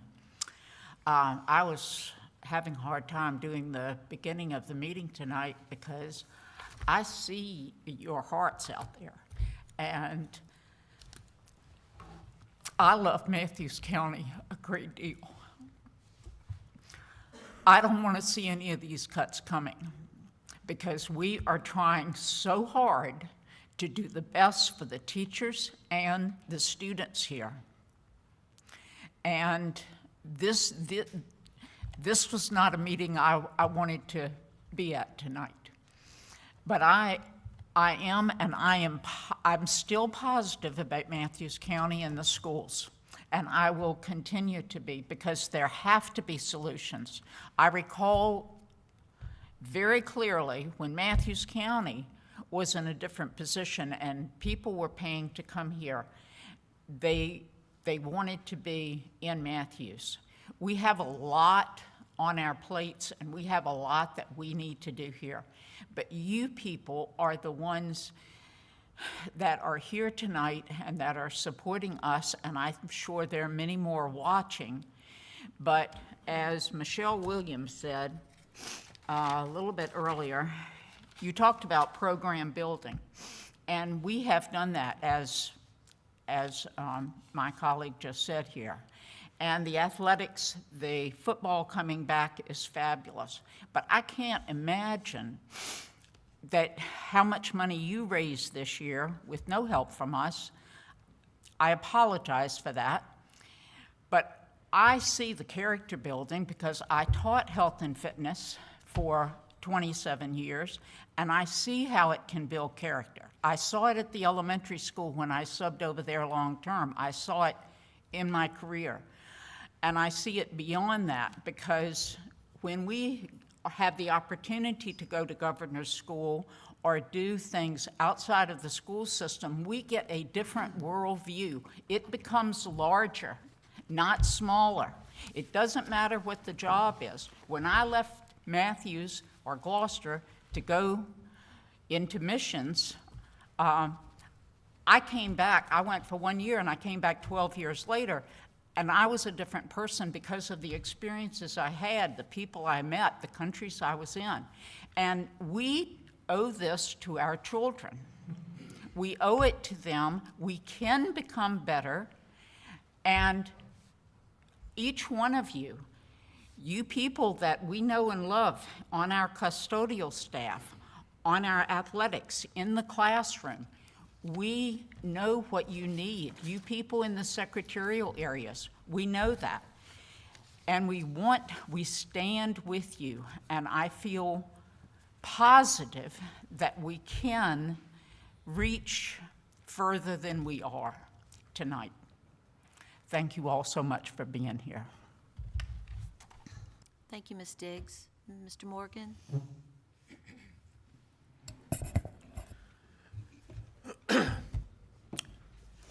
Thank you all for coming. It's great to see this room almost full. We really thank you for being here. It's not a lot that I can say that hasn't already been said here this evening, comments from our board members. But I want to say a couple of things about CTE. It's kind of special to me. I was a CTE teacher for a few years. I'd love to see at least one more CTE class added. It's going to require a teacher. Doesn't look like the money is going to be available right now. One thing we do need in CTE is a economics personal finance teacher. I think that's a necessity and not a luxury. Another thing I want to talk about just briefly is the ROTC and the welding program that we partner with Gloucester, I believe, on ROTC, and Rappahannock Community College for welding. They're very, very valuable to our students, very valuable. I would really, really, really hate to see that cut. I'd hate to see any of these cuts. I really would. I think it's going to be tough. Going to be some positions eliminated, some positions absorbed, and it's just not going to be fun. However, given the current budget situation, I don't see how we're going to avoid some of these cuts. Hopefully, we won't have to make all of them, but I think some of them are pretty much certain, guaranteed. There's been talk this evening of contracting out some services. I understand the reasoning behind it, but I will say publicly that I do not support contracting these services, and I just don't think it's a good idea, and I'll leave it at that. Thank you, folks, for showing up. Thank you for listening to me, and hopefully we can get through this thing, and we'll have a tough year probably, but let's work towards making next year better. Thank you. Mr. Thompson. I want to thank you all for coming tonight. I'm glad to see everybody here. I wish more people would come and try and understand what's going on. It's hard to cut anything. What one student does versus another student does is completely different. You'll have a boy that can run down the field faster than anybody. You'll have a kid in a carpenter shop that can build anything. All your associated clubs and classes. Child learns something from all of it. People usually draw to those classes or subjects they like. And nobody wants to see any of them cut. Believe me. Everybody learns different and learns things that they'll carry the rest of their lives. And I would not want to interrupt that from anybody. Like he talked about ROTC. There's two children in that program right now that plan on going on to the military, and they need to finish up that program. Not finishing that program would hurt them if they went in the military. They wouldn't advise at a higher rank than what they would be if they had not attended the final years. I don't know what we're going to do. We have two choices. We either cut or raise taxes in the county. That's the choices we're facing. Some people are going to not like it one way versus the other. I know what we decide up here, some people are going to like and some people aren't. I mean, I'm being faced with things I don't want to even touch. But we're going to have to do something with it.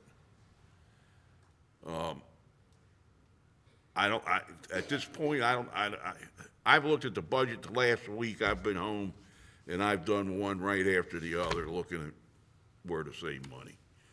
Bottom line is, there's $14 million worth of salary, and that includes the benefit package approximately. And that leaves $4 million for the rest of the school. $4 million for the rest of the school after you pay salaries and the fringe benefits. Okay? $4 million. That ain't a lot. Transportation takes $1 million of that up. The cafeteria takes about $800,000 of that up. Now you're down to 2.2. Don't know where you're going to cut, but that's the choices we have. So we gave a nice pay raise last year. I'm glad that went through. I asked for 1% more because I figured something like this would happen in the future, so we could have got a little bit more. But like to hear from y'all, see what your consensus are. I've heard some good stuff here tonight, and I understand where people are coming from. I'm just glad my children are out of the school. Won't affect them. But these decisions here are going to affect your children that you do have in here, and let's hear from you. Well, there's hardly a thing left to say, but I will say this. I think as a county, we're at a turning point with how we view schools in general.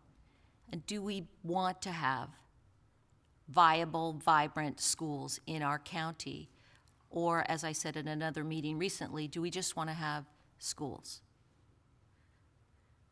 This county is special. The people here are special. The 200 employees who work in our school division run this division so well, and we are making strides.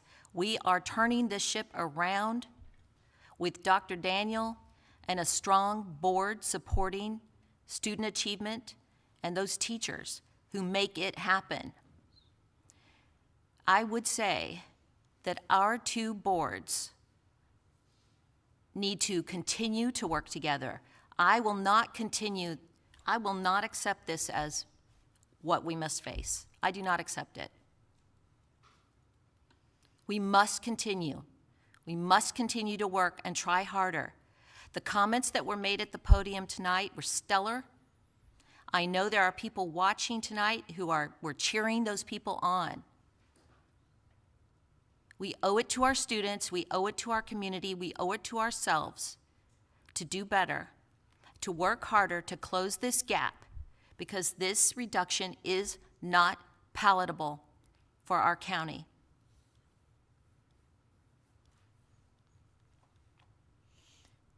So I'm confident that we will improve the situation. This board will do its best to be persuasive and convincing, to work with the Board of Supervisors, to work with the county citizens who have to face the impact of the increase, to convince them that the schools are worth it. And thank you all for coming out tonight and the comments that you've made. We appreciate you very much, and I can feel the passion in this room, and that is wonderful. Thank you. We'll continue on if there aren't any more comments. All right. 6.4, thanks. Information for school board. Thank you. In that packet is a letter from the VSBA acknowledging our wonderful Richardson's Cafe and all the. Again, so you tell everybody all the time to like push the button, and then you like forget to push the button yourself. So I'll start again. So within that section is a wonderful letter from the VSBA recognizing Richardson's and their contributions to Matthews County Public Schools, just as a tremendous asset to our school division. Yes. Great. There also related to that is then, I guess, the invitation for Richardson's to come be recognized as part of the VSBA honor roll. You have board members, you have the Thomas Hunter school-based financial report, the high school school-based financial report, as well as the elementary financial report. You have list of, I believe that is field trips. So for the gifted program, specific field trips for that program. And also is the March FY25 expenditure report. So that is a list of our category areas expenditures to date for your review. So at this time, that report indicates that we are under budget right now. So we're balancing that with some of our projections. Ms. Lau is, like I said earlier, is going to be running some more numbers and looking at our projections to gauge the accuracy and making sure that we're on pace to come in easily under budget, and then to begin kind of our examination of line items to see what we can reduce or eliminate to reduce the gulf in funding. So, Thank you, Dr. Daniel. you're welcome. We'll move on, Board, to item 7.1, the Policy Committee discussion. Again, we are seeking to assign standing committee for policy, a policy committee, and that'll be a first for the county. And we do indeed have some work to do in this area. Mrs. Hodges and I have approached the policy manual, and we're continuing to work on that to find out review dates that are out of compliance, that need to be in compliance.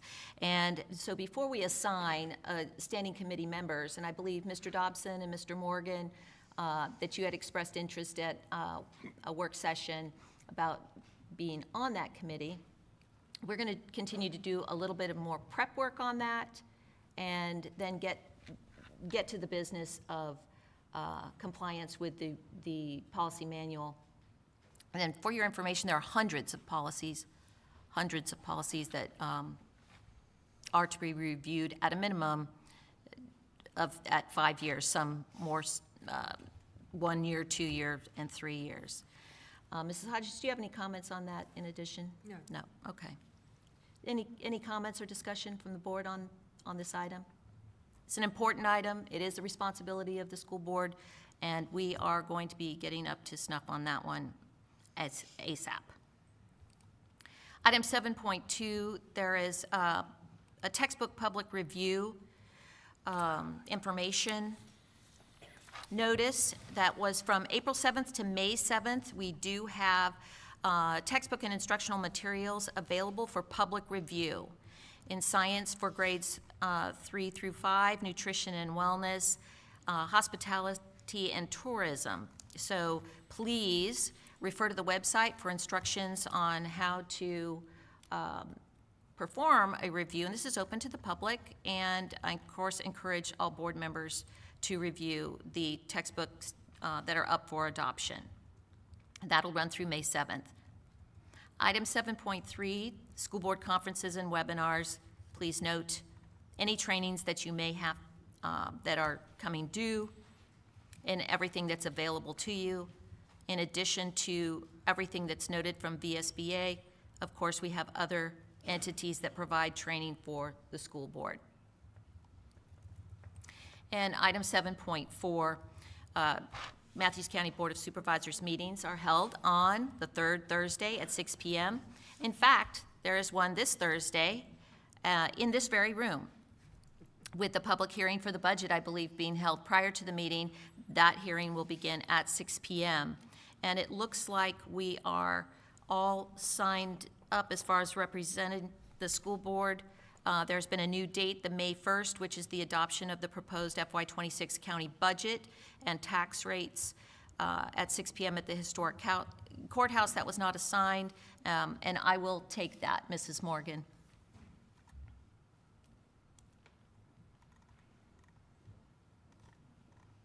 Item 8, action items. Item 8.1, we are looking for a motion for the approval of the CTE local plan for 25-26. May I have a motion? I make a motion to approve the career and technical education local plan for 2025-2026 as listed. Do we have a second? Second. Is there any discussion?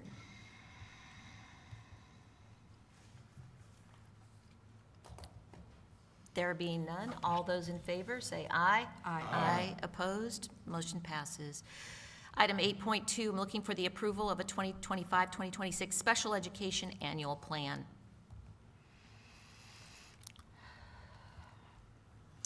I make a motion to approve the 2025-2026 special education annual plan as listed. Do we have a second? Second. Any discussion? All those in favor say aye. Aye. Opposed? Motion passes unanimously. Item 8.3, I'm looking for the adoption of resolution requesting Matthews County Board of Supervisors to grant permission to transfer funds among categories in the 2025-2026 school budget. I make a motion to adopt the resolution as written. Do you request that that's read, the resolution? Yes, yes. Let's go ahead and read that resolution, and then we'll second. Whereas certain expenditures beyond the control of the Matthews County School Board and the administration will exceed the amount budgeted, and whereas in order to maintain positive balances in some categories of the 2024-2025 school budget as required by the Code of Virginia and the annual appropriation method used by Matthews County's Board of Supervisors, and whereas it can be reasonably predicted that certain categories will need funds to maintain a positive balance before the end of this fiscal year, therefore be it resolved that the Matthews County School Board requests that the Matthews County Board of Supervisors grant permission to transfer funds, when necessary, from categories in the 2024-25 school budget in order to maintain a positive balance in each category. Thank Signed you. by the chair. Thank you. And we have a second, Mr. Morgan? Yes, second. Yes, second. Any discussion? All those in favor say aye. Aye. Aye. Opposed? Motion passes. Thank you, Board. Item 9, citizens' comments on the items discussed during our meeting.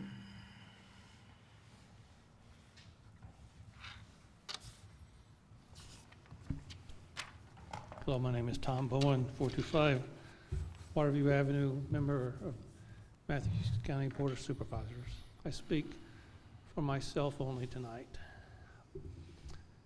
I am a strong supporter of the public schools. My mother and wife were both teachers. I am in favor of a tax increase, but we have to,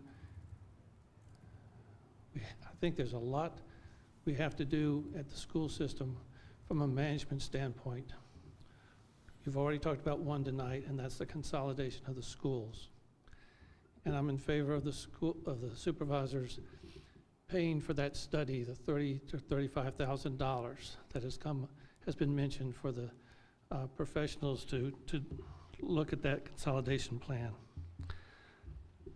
But when we talk about the school system, I think from a supervisor, I would like to see some parity between the school employees and the county employees. I have a hard time supporting the school budget without that parity. I'm in favor of a 5% pay raise for the teachers. I am not in favor of a 5% pay raise for everyone else. The county's getting a 3% pay raise. That's what the state has recommended. That's what the constitutional officers are getting. So I want the two boards to get together, or at least the leadership of the two boards, and to sharpen their pencils and work on this still. I want to see some parity in the health insurance. And county employees pay a portion of their health insurance. It's my understanding a much larger proportion than the school employees. There has to be some parity. The county employees only have an Anthem plan. They don't have the Centera plan, which apparently is much more expensive. The difference between $1,700 and $5,700, if I remember the slide correctly, that if you pass 100% of the cost on to the staff, what they would pay. That's a tremendous difference. So I encourage you to think outside the box. When you talk about one of the big assets we have in Matthews County is small classroom sizes. That's one of the things that has attracted people in the past. Just recently, you all increased your tuition for out-of-county students because you were at the low level to begin with. But look at that. Would it be feasible to eliminate or even reduce that tuition?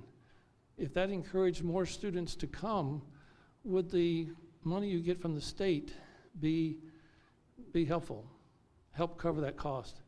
If I understand it correctly, you get about $5,500 from the state per student. If that's correct, then every 38 students you lose, that's 1 cent on the real estate taxes, 1 cent increase on the real estate taxes for every 38 students. Think about that. That's unsustainable in the long run. That's where we are now. That's what I need you all to think about, is what is the long-term answer and approach here?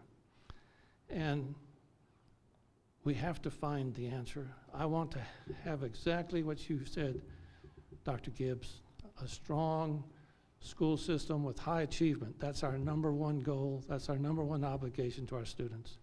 I want to have a strong athletic program. I want to see us to have a track field. We're the only school in our district without a track field. I want us to see that.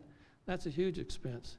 And the thing we're thinking about looking at now with the school consolidation plan and these other plans, we're going to talk about in the next year, not this year, but in the next year, we're going to be talking about capital improvements and 30-year bonds and how much money in extra taxes is it going to cost to fund the $10 to $15 million that we're talking about, that you all are talking about. All right, so we need to work together further, and I look forward to doing that in the next days.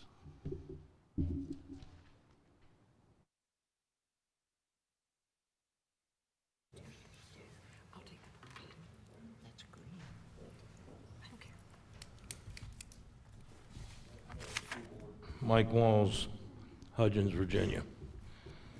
I made some notes here, a lot of stuff my colleague Mr. Bowen already mentioned. It disappoints me to see half of the crowd get up and walk out. I sure hope they're going to be there Thursday night to hear what I'm about to tell the people who remained, because this is where the rubber meets the road. Thank you for giving me an opportunity to speak. I agree with Ms. Gibbs. We have created a really good working relationship over the last 3 years. We're between a rock and a hard place. I don't want to raise taxes either, but it looks to me like we're probably not going to have a choice. Last year I was a strong advocate for the 6% raise for the teachers. I'm an advocate this year for the 5% raise for them. I think they deserve that. I think we still have to be competitive. But these are the facts. We started this budget season either 4 or 5 workshops ago at a $3.8 million deficit in this county. That's an 18-cent real estate tax increase. For every 1 cent that we raise real estate taxes, and unfortunately, that's the way we get our operating capital around here. I wish it wasn't, but we're at the end of the road. That's the way it is. For every 1 cent that we increase our real estate taxes, that's a $210,600 increase to our budget. And you guys are right. Your budget was cut by $1 million. That's 5 cents. Somebody else earlier mentioned raise our taxes. I hear you. I hear you loud and clear. What I would suggest to everyone who's in this room, and God, I hope they're at home listening, 48 hours from right now, we're going to be right back here in this building, right here in this room. And we're going to be having a public hearing, 7 of them to be exact. But one of them is on this year's budget and taxes. I sure hope the folks that were talking about raise my taxes are back here again, because I can pretty much assure you, those people who don't want their taxes raised, they're going to be standing at the podium. We, and myself and my colleagues, we have cut entities this year that this is my 4th budget season that's never been cut before.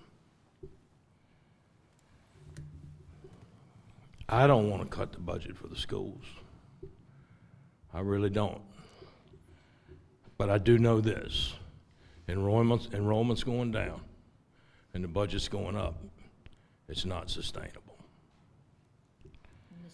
Time is up. March 21st, we received, 1 second, please. March 21st, at our budget workshop, this is what we received from Dr. Daniels. If you need to cut the budget, where are you gonna cut it? Number 1's people, number 2 is salaries, number 3 is programs. Please, sharpen your pencil and do better than that. We've had to sharpen our pencil. I would strongly encourage you to find the $566,000 that you need to give these teachers their 5% pay increase. Thank you, Dr. Gibbs. Thank you. Thank you, Mr. Walls.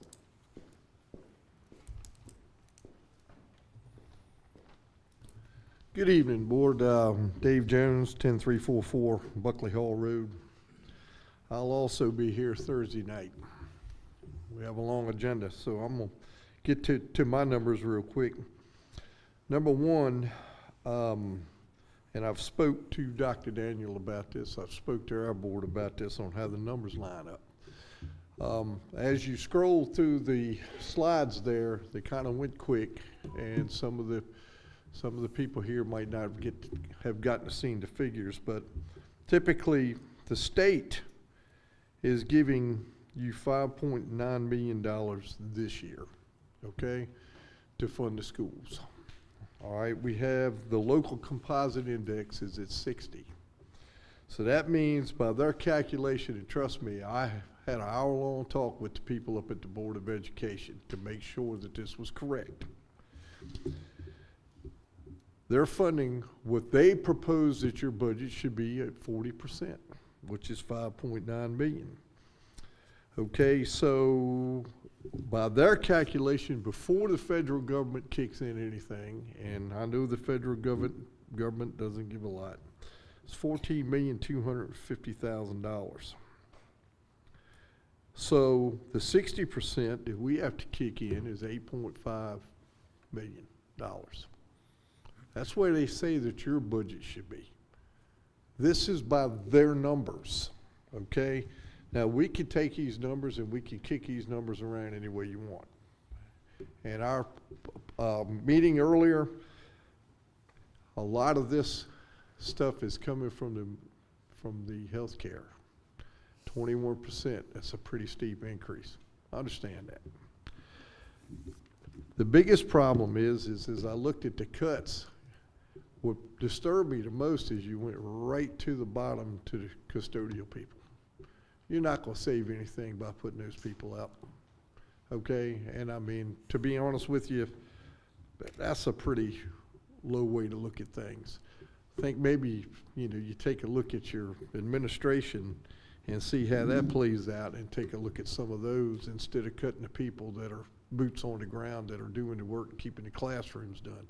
So in my opinion, that would be one that I wouldn't even suggest.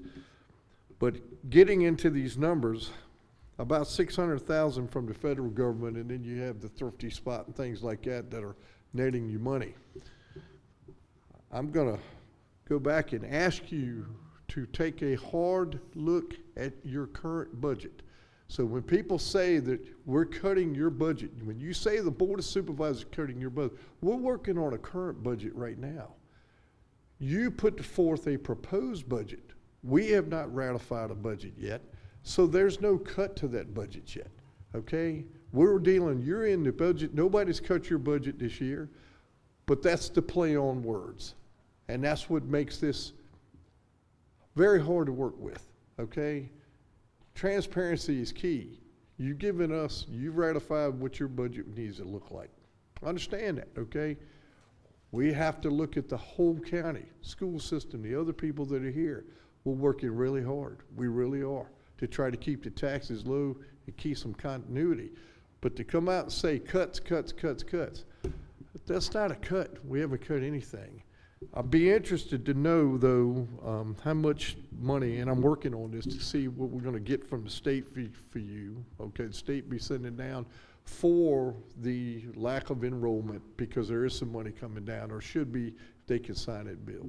Okay, every dollar that we can find in a quarter, I'm here to help you.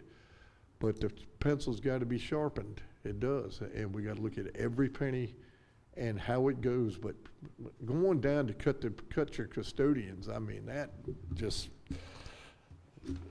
you know, and then the fear in your cuts in your presentation tonight. I would have really gone back and sharpened my pencil and really looked at that before I laid it out to make sure that I was absolutely accurate. Thank you. Thank you, Mr. Jones.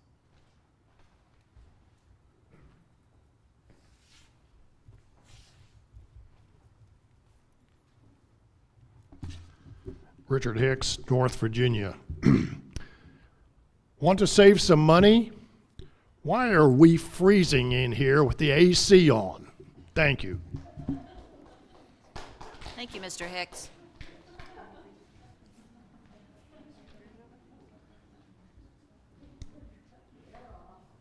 Good evening, Board. Tim Doss, Port Haywood, Chair of the Board of Supervisors. I wasn't going to talk tonight. I really wasn't. But everything that I heard from this meeting tonight led me to believe that this is being perceived as a Board of Supervisors result. So I don't understand a couple of things, and I'm just going to throw this out there because I don't understand why the cuts are there. So this year you had $9.7 million from the locality, from us, from the Matthews County. You told us that you were not going to put in your budget $958,000 for maintenance. When if you look at the two positions for maintenance at $165,000, the electricity at $378,000, the fuel oil at $169,000, the propane at $9,000, and the service contracts for $464,000, that the county is going to start paying all of those. That totals $1,185,000. So when I take the 9.7 that we're giving you this year, and I subtract the $1,185,000, that leaves me with $8,605,000. I add back in $435,000 because you were anticipating a 75 student reduction in attendance. So 75 times 5,800 gives me $435,000. So I'm now at $9,040,000. So then I add in $339,000 for a 3% raise for the staff. That takes me to 9.379. Then I split the $366,000 health insurance, that's what we're being told is the increase. I split that in half, and that's at $183,000. I figured that we don't want to do it, but we're doing it with if they have to pay half, it's better than having to pay all of it. So that takes us to $9,562,881. So right now we're anticipating approving, and we haven't approved it yet, but we're anticipating $9,148,000. So that leaves us a deficit, the school board a deficit, of $414,881. In your proposed budget, you have a proposed 3 positions for $201,344. Now, we've been told in our joint meetings that you have 4 or 5 positions that you haven't been able to fill all year. So if you don't fill those 3 positions and you utilize some of that other vacancies, now we're at $213,537,000 deficit. And if you take the $220,000 that you said you're going to gain from going to 2 schools, we're about $7,000 to the good. And we haven't had to cut athletics, and we haven't had to cut a teacher. So I don't understand. I have asked and asked and asked, and the numbers don't add up. I was not going to do this tonight because we have tried very, very hard to work and build a good relationship with every one of the school board members. But I'm not going to sit here and take the brunt of this. We are a team. We want to work as a team. The 5 of us on the Board of Supervisors want nothing more than to have the best education for our students and have the best relationship with this school board. But we are not the reason that you're proposing these cuts. Thank you, Mr. Doss. Thank you.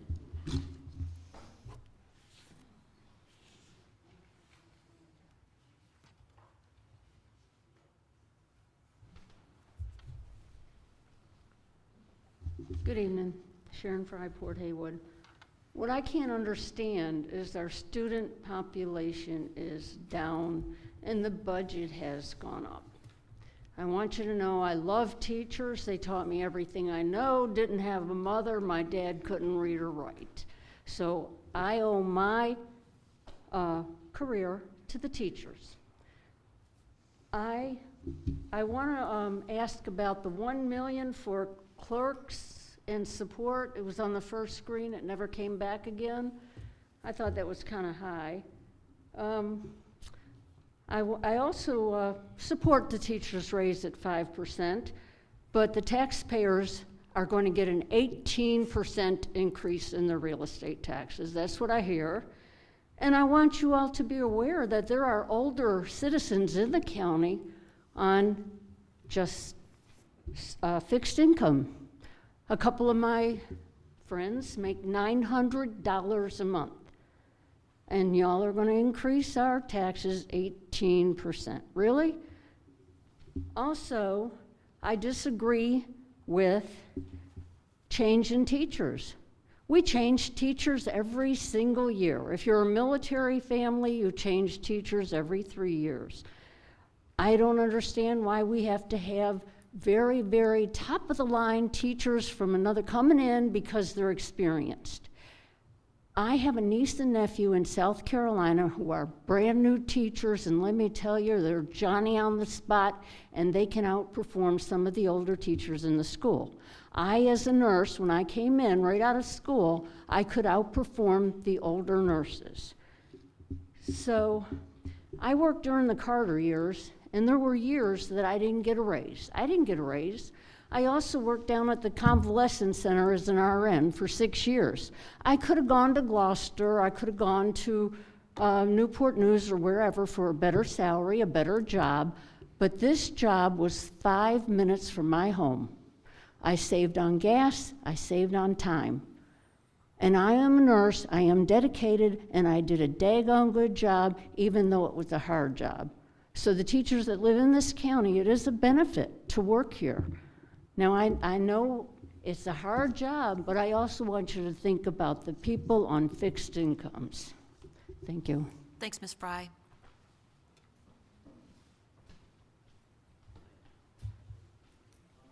Good evening. My name is Robert Lee Riddle. I live at 468 Weston Hall Road. I'm also on the Planning Commission, but I'm here to represent myself.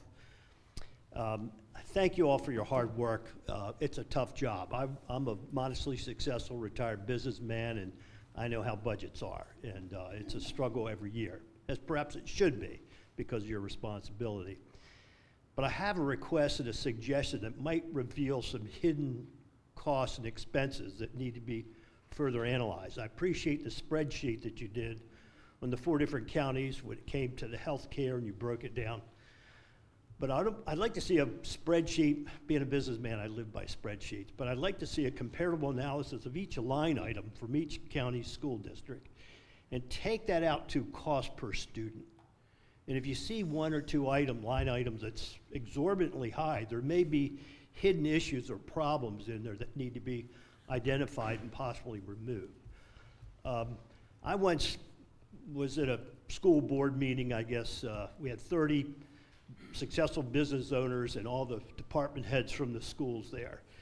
And we had this amazing roundtable discussion. And, you know, we need more computers, we need more this, we need more that. When they got to the end of it, I said, you know, I used to be married to a special ed teacher, had her doctorate degree in special ed, and everybody here wants something, but I haven't heard anything from the person that's job is to cut things, to look for the waste. And probably the best place to find that waste would be to consult and talk with the teachers, very confidentially, but look for those hidden expenses that don't need to be done. I remember my wife said she had a certain budget, and if she didn't spend it all that year, she got less the following year. So there was this fury of excitement to try to spend that money before the time ran out, but just a couple suggestions from, again, a modestly successful businessman. Thank you. Thank you, sir.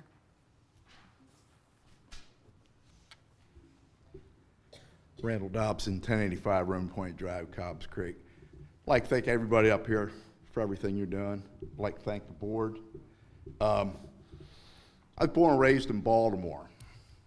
So I was a city kid, didn't do well in school. I was behavior problem, Dr. Daniels. They bored me, I misbehaved. Ended up quitting school at 16. Been pretty successful with my life. Maybe I was just lucky, maybe I was naturally smart. I don't know. I've been a resident of Matthews County now for 40 years. And one thing I know in the 40 years I've been here, Matthews County is and always going to be a tax-poor county. You don't go through Matthews to go anywhere. Amazon's not coming to build a distribution plant. There's not great jobs. Young people ain't coming to move here with their kids. It's too far to go make good money in Newport News or Richmond. So it's a retirement community, and it's always a strain. Mr. Walls is right. None of us want to see our taxes go up. It's a fact of life. You know, we have to pay our own way. The state's not doing it. The federal government's not doing it. No big business is going to come in and do it for us. So, yes, there's probably going to be a tax increase. Yes, the county expects you to do the best job you can for them by their money, as I do. I love it here. If it takes a little tax increase, I mean a little, not a lot, okay? If that makes the difference, so be it. I can afford it. But there's, you know, like I say, you've got a tough job, but the big thing is that I feel everybody's not on the same page knowing what's going on. The Board of Supervisors will tell you they're paying for things they didn't have to pay for 40 years ago. 40 years ago, the fire department and rescue squad was all volunteer. All the money came from our pockets, not tax dollars. They're doing the best they can. I thank everybody for what they're doing, and I hope we can all go forward and have the smartest kids around. And oh, by the way, we're not Middlesex, we're not Gloucester, and we're not West Point. Let's quit comparing ourselves to them because we're not them. Have a good evening. Thank you. Thanks, Mr. Dobson.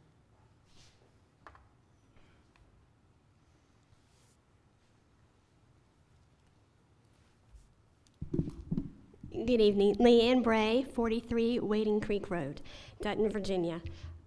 I just want to say I think it's incredibly hard to sit for everybody here and listen to proposed budget cuts. Nobody wants to talk about it. Nobody wants to hear about it. Everybody feels some kind of way, and we all have different perspectives. But I think that we could all agree that our love for children is what drives us, right? And so I hear the passion in the voices of everyone that spoke.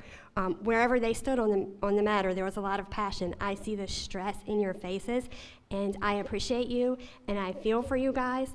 I want to say that on spring break, I took a trip. I visited Freedom Trail Elementary School in Avery, North Carolina. And they were devastated by Hurricane Helene.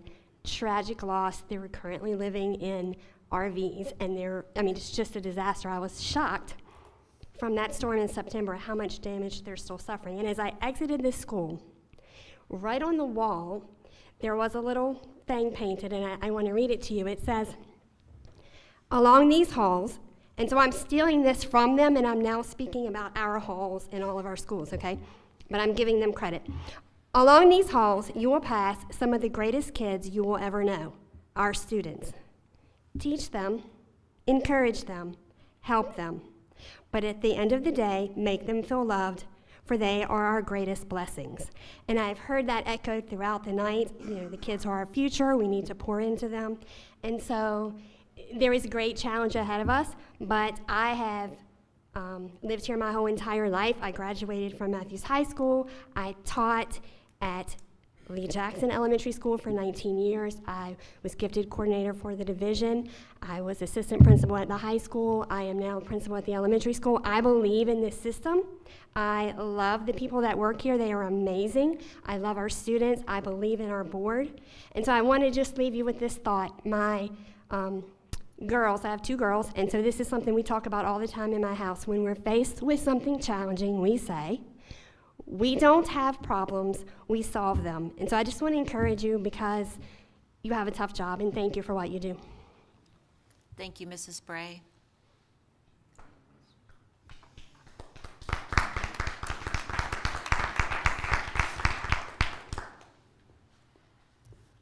Good evening, Marie Walls, Port Haywood, Virginia. We're clearly at a precipice. This is the first school board meeting where I've actually seen every Board of Supervisor member here tonight. The one thing that we've heard is everybody loves Matthews County. But I sit here as a county employee, and for my child, I pay $500 a month for his insurance, just for him. I have employees in my office that we don't get a pay raise. It's a 3% cost of living, and their insurance this year will be more than 3%, and they're supporting their children on that.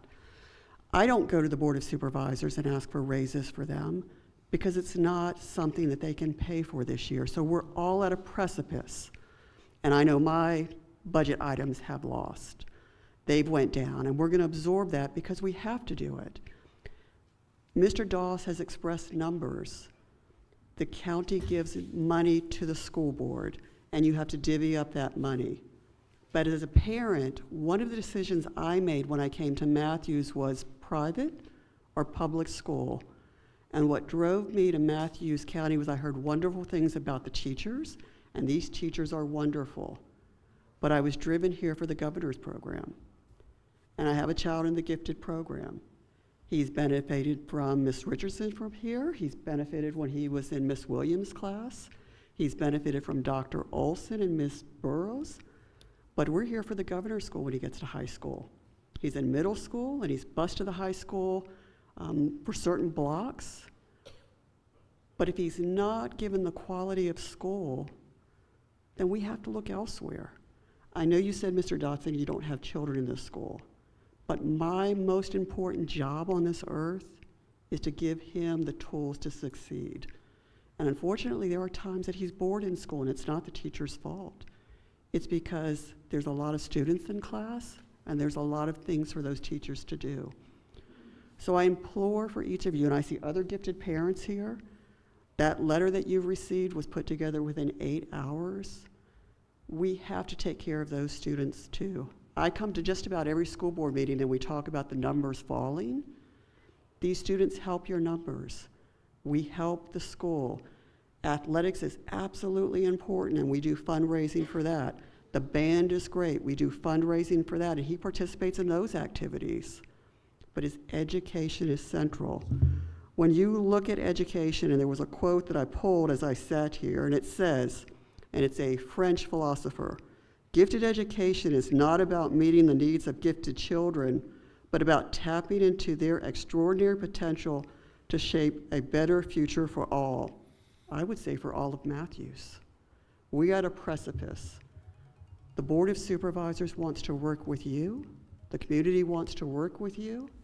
I'm prepared to pay extra taxes for you, but we've got to spend that money wisely because we want our children to succeed so that we are better, that you are better, but that this community thrives.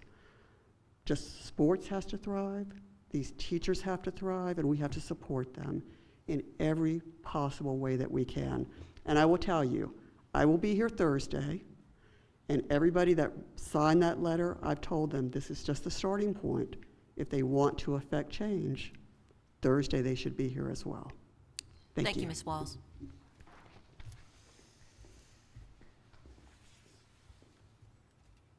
Is there anyone else who'd like to approach the podium? Right.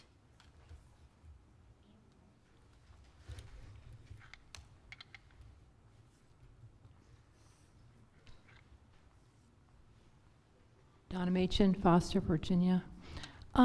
I just wanted to say that I'm kind of shocked that the Thrifty Spot is subsidized. I go to all the thrift stores in here, in Gloucester, Yorktown, Newport News, Hampton, and that is the most affordable one ever. And I was like, wow, this is really great, but I assumed it was a business that was supporting itself, and I just told myself they must have a lot of things coming in and out quickly to be able to make ends meet, and it just seems like that's outside of the jurisdiction of a education facility, and I will have to do some more research on that. Thank you. Thank you, Mrs. Machin.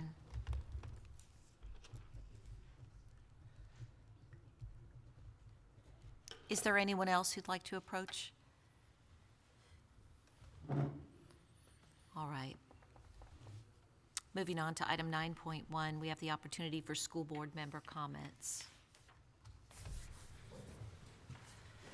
Yes, I'll make some. There seems to be a misunderstanding of how we get money from the state. People say, well, there's less kids, there should be less to be needed to put them in school. That's not the case. For every child we lose money. And that means we have to pay more at the county level. So for every student, it costs us more money. As people say, well, how can you be paying $20,000 a year for a student? It's because the composite index that they use is for real estate. And if you have people at the lower end of the scale and the real estate's up here, it doesn't match. So it's costing the county itself more money because of that. That's why everybody says, well, gee, you're losing students, it should be cheaper. It's not true. Now, everybody here can help fix this problem. You sit down, you write a letter to your senator, your rep, and the governor. And you tell them they need to change the compounding, local compounding. I'm tongue-tied tonight. But that's how we're going to have to change this. They know they're having problems in a lot of area, and the board has been talking about it, but if we can push them to get it to go that way, then it might come sooner. But as long as we continue to lose people, it's going to cost us more money. Now, capital improvements, there are none this year. We've kicked the can so far down the road that we done run out of road.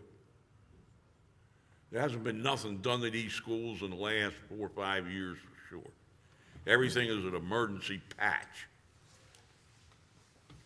You know, the boilers break down, boom, then we react.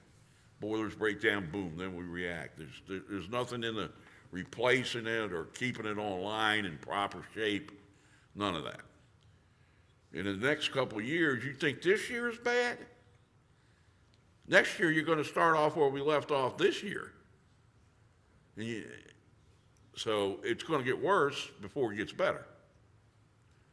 And if you go 20 years down the road, you're looking at a school that's over 100 years old, a school coming up on 100 years old, and one that's going to be 50 years old.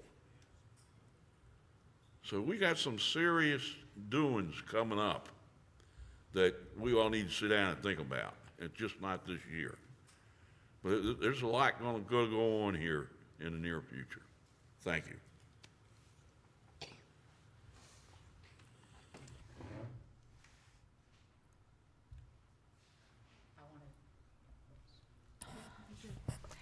I want to thank, again, all of you for being here, but I also want to thank the Board of Supervisors. Thank you all for being here and listening and giving your comments to us. It's valuable, and I am glad to be able to work with you all. Thank you.